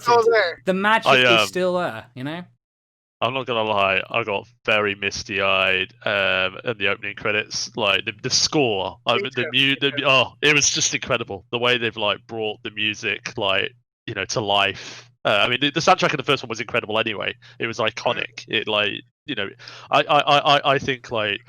Obviously, the battle system was great in the first one. Like the story was great in the first one. So many great parts of that game were great. But the soundtrack for me was like it transports me back in time to we're the same age, right? So that 12, 13-year-old boy playing that game for the first time and being mesmerized by this like fantastical world that was brought to life. I think one of the coolest things on that note is just stepping out into Midgar, going to iconic places like Shinra Tower, or the Sector 5 slums, and seeing these areas brought to life in the way that the designers had to imagine when they were drawing up these pre-rendered screens. Like, this is what it would look like in real life. Seeing what their imagination was probably envisioning is just awesome because everything looks so natural and perfect. But it's still exactly what you would expect. Nothing feels alien. You don't have these desolate pre-rendered backdrops anymore. They look lived in. They look fully alive. People going about their business, shopping, yada yada yada, going to restaurants. But this is still exactly what you would imagine the real life Sector 5 would look like, and that's just so cool to me. I think for me, one of the most powerful elements of the game is the fact that it's a remake, but it's a remake in a very. You got to be careful. It's a meta critique of remakes themselves, and that blew my mind. It blew my mind. The voice acting was phenomenal too. Like, I think the statute of limitations is up on this bit, but when the plate comes down. Seeing Barrett's reaction to losing Avalanche, holy shit. The emotion in his voice, the way he's punching into the concrete, crying his eyes out, crying for Marlene. Dude, it broke me in 1997, and I was in hysterics this time around. It was just so good. So heartfelt. Yeah, so I want to provide kind of like a little an opposite view to this because I'm just going to be honest, I've yet to play the Final Fantasy VII Remake because I went in my first Final Fantasy that I really truly loved was Final Fantasy X. I think I'm a lot younger than, not a lot younger, but I am younger than you guys. So no, what I'm saying is that I didn't get Final Fantasy VII as my, like, oh, this is like an amazing game. I actually played 10 and then went back and played 7. Didn't even finish the first disc before I went, I can't, there's a barrier here with the graphics. I don't know what I'm looking at. And so I just went, I'm going to wait until they remake it because I knew that they had released 1 and 2 anthology on PS1. I figured that they were going to do it with 7. Hearing that they were doing it piecemeal, I was like, oh yeah, I'm not going to wait till 2026 to play the whole thing. I'm going to play the original so I can appreciate it. And then I'm going to go play the remake. Now that I'm in game dev, I hate to say it, I'm kind of like, ooh, I see how the sausage is made type thing, and there is quite a few pitfalls the original falls into that I'm like, I see how this worked for 1990. What was it, 6 or 7? Yeah, 7. Yeah, I see how this worked for 97. It's not working for me in 2020, you know, like, and so I'm coming at it from a different perspective where, how do I say this? I do wonder if there's a lot to it where it's just, there's a nostalgia factor here where it's like, oh, if you played the original, you are going to absolutely love this. As someone who didn't play the original, how am I going to like this one? How is this going to resonate with me? Am I okay to just pick this up and play it and get what I'm supposed to? The other way you can look at it is again, it's because so many people had such high expectations of the original, and it managed to meet those expectations. Even if you're kind of coming to it fresh from like a modern perspective, I think that says something just about the quality right there, perhaps. Sure. Okay, that's fair. Ready? Okay, so like I'm kind of to a degree on the same boat with Heather. Like I came into Final Fantasy for background. I'm not the biggest Final Fantasy VII fan, and I haven't played the remake, but I've been actually kind of interested because this year I did go back and play 7 on Game Pass for achievements, as I usually do with things. But when I originally played it was probably during the PlayStation 2 era. I went back because I didn't have a PlayStation at the time. So I played 7, and this was after I had played, like, 6 was the only other Final Fantasy I played, and not to get into the argument, but it's one of those where that is the divisive argument, 6 versus 7, opera versus, other stuff. But with me, it's like, back then, I really didn't like the game, but on this replay I did this year, it's better than I thought it was. And I'm like, okay, there are a couple of problems here and there storyline-wise, just for like, I think because I've gotten older, I can appreciate now older games a little bit more just because I'm thinking about it a little more critically, and I go, okay, yeah, for the time, I see what they were trying to do. And like, for example, you guys were talking about the scene with when you exit Midgar and you go to the world and you think this is going to be amazing. And I'm honestly on like the opposite side of that, where I went, oh, the first part of the game was this way, and it's going to be okay, now we're in standard Final Fantasy land, and it's like you almost blew the entire budget on that part of the game versus it feels like less lived into me. And it's like, it's one of the things when you go to some of these other areas. I'm not sure about that. Like I said, that's my opinion, and I'm not saying I am the arbiter of what's correct or whatnot. That's just how the game made me personally feel. I understand. But for me, it's say something.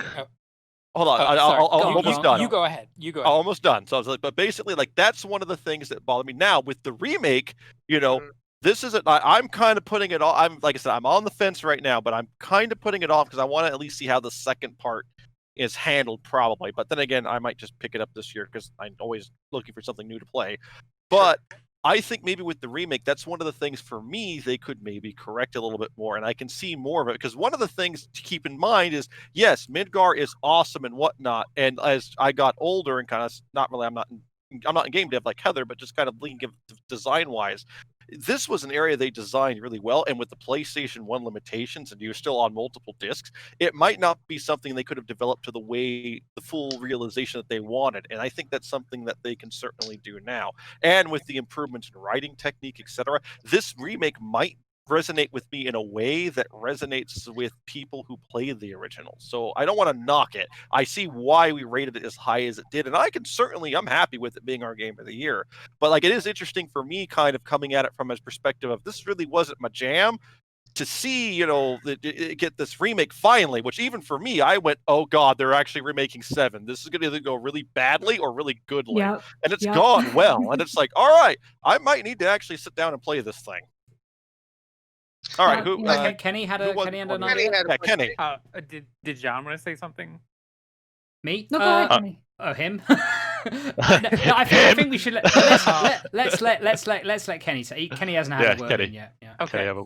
Well, I guess for a bit of background, I've played most Final Fantasies. Back in 2009, I had fallen a little behind, and I decided to beat one Final Fantasy a month, and I beat about, I would say, 15 different Final Fantasies that year. Wow! And it was really fun. So I just wanted to sort of lay the groundwork just so I promise I've played Final Fantasies. I played 7 about a year after it came out, and I loved Midgar. It was the first Final Fantasy that I played. I remember getting out of Midgar and being so overwhelmingly disappointed by what the world looked like that I turned the game off and didn't play it again until 2009. Oh, God. Yeah. I like, and I don't think 7 is that great personally. It's a fine game. 9 is my favorite by far, and then 4. Respectable. Very respectable.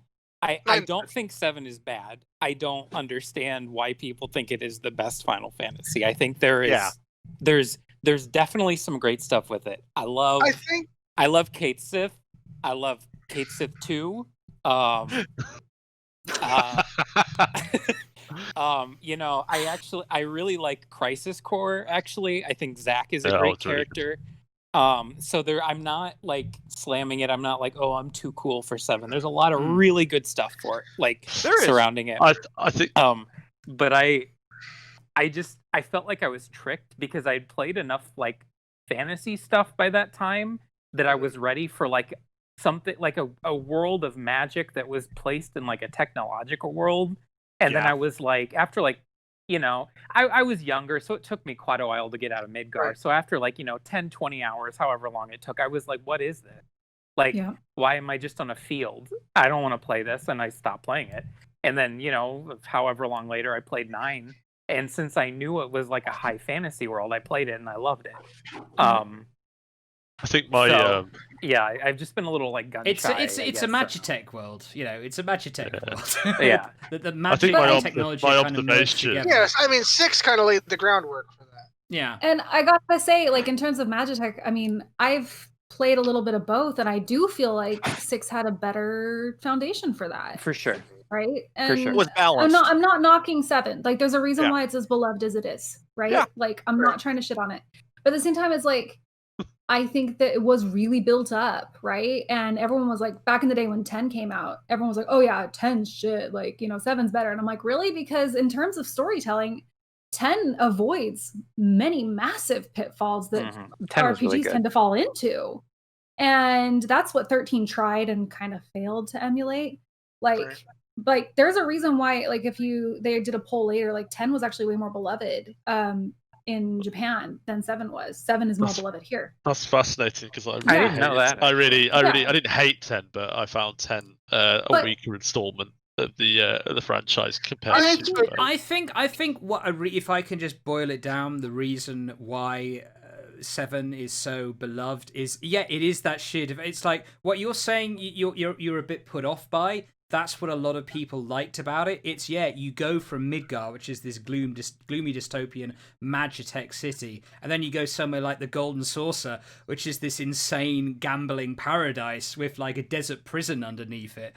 Yeah, it's such a diverse, inventive, mad world. And the characters too. You've kind of got a grizzled old space pilot. You've got like a robotic toy thing which like fights by gambling. It's so crazy. It's so inventive. It's so unexpected. I think that's for me as well, though. Like I know that like a lot of people said, they really enjoyed Midgar. That was actually my when I played the original, my least favorite part of the game. I actually wanted to get out of Midgar as quickly as possible, because I preferred like just walking around on that. Yes, the shitty graphics, screen, but I preferred how open it was. I could go wherever I want. I could go find and breed chocobos, get the golden chocobo, get explore the world, get the Knights of the Round summon. The end game stuff is pretty cool. Yeah, the weapon, Emerald, Ruby. I was so into that, and I found what carried Final Fantasy VII was like, I know there's been criticism of the story, but I found the story compared to 6 really resonated and engaged with me at the time. And I just think my observation is, man, people are so invested in that game, right? You're really invested. You're invested one way or another, eh? Sure. So my question there. Oh, sorry. Go ahead, Francis. No, you can go ahead. I guess just my question there was with Final Fantasy VII, hearing kind of the both sides of it. With the remake, do you think that some of the qualms that we've pointed out, does it really address like, okay, no, I understand what you're saying, but you're going to love this, or yeah, I hear what you're saying and it does do a little bit of that, but trust me, it does it better. Like, how would you say that? I think if you don't like the fundamental story, I don't think it's going to change it too much. It does throw some curveballs in there. Yeah, it does throw some curveballs, but I wouldn't say like it's a totally different. At this stage, it's not a totally different story. It might be, for the next one, but at this stage, not that much. I think, on a technical level, in terms of the world now you can see in every different direction. You can see 360 the world of Midgar, what it is, and everything else. Right. And the battle system's much more action packed, and if you like that sort of thing, everything's much more polished. So if you're looking at it from a like, oh, this might have worked in 1997, then I think it will be fixed. But in terms of the story, I think it's fairly similar, and actually, I would be bothered if it, if it didn't, it wasn't true to kind of the characters and their motivations and the basic premise of, Avalanche versus Shinra. So yeah. One thing I do want to mention, I know this takes us back a step here, but we were talking about, you had said why you don't see why so many people were so enamored with it. And it might be due to your age, being a little bit younger than, myself and John Squared are. But the thing is, I don't think it can be overstated how important that game was when it released in 1997. Oh yeah. Because in terms of scale, I'll never forget going to Funko Land for a shout out for that game. Oh Lord. But and seeing the televisions in the store with their VHS tapes loaded, just showing cinematics from the game, like the Sister Ray scene and the train and stuff like that, because it was so breathtaking. I feel that in the same way that Metal Gear Solid had kind of really upped the scale of storytelling and giving video games that kind of Hollywood flavor that didn't exist until then, in 1998, Final Fantasy VII kind of laid the groundwork for that in terms of jaw-dropping presentation and creating a world that was unlike anything else players had really seen before up until that time. Right. It was single-handedly the game that ushered in the popularity of JRPGs in North America. And that really, 100%. Yeah, 100%. No denying its importance, right? Sorry, go ahead. Mm-hmm. No, I was just going to say, so like with that in mind, I feel like probably, John and myself, being products of that era and playing it at that time,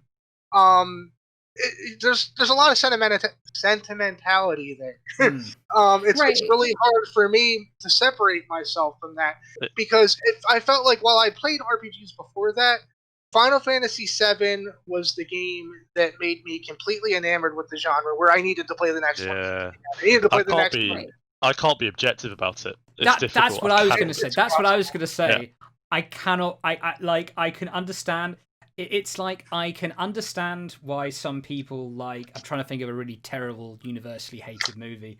Anyway, I can understand why people, on an intellectual level, why some people, just like things that are just totally unfathomable to me. Right. Like I can understand intellectually the problems with Final Fantasy VII, but in my mind, it is perfect, and it was a genre-defying experience. It was lightning in a bottle at the time.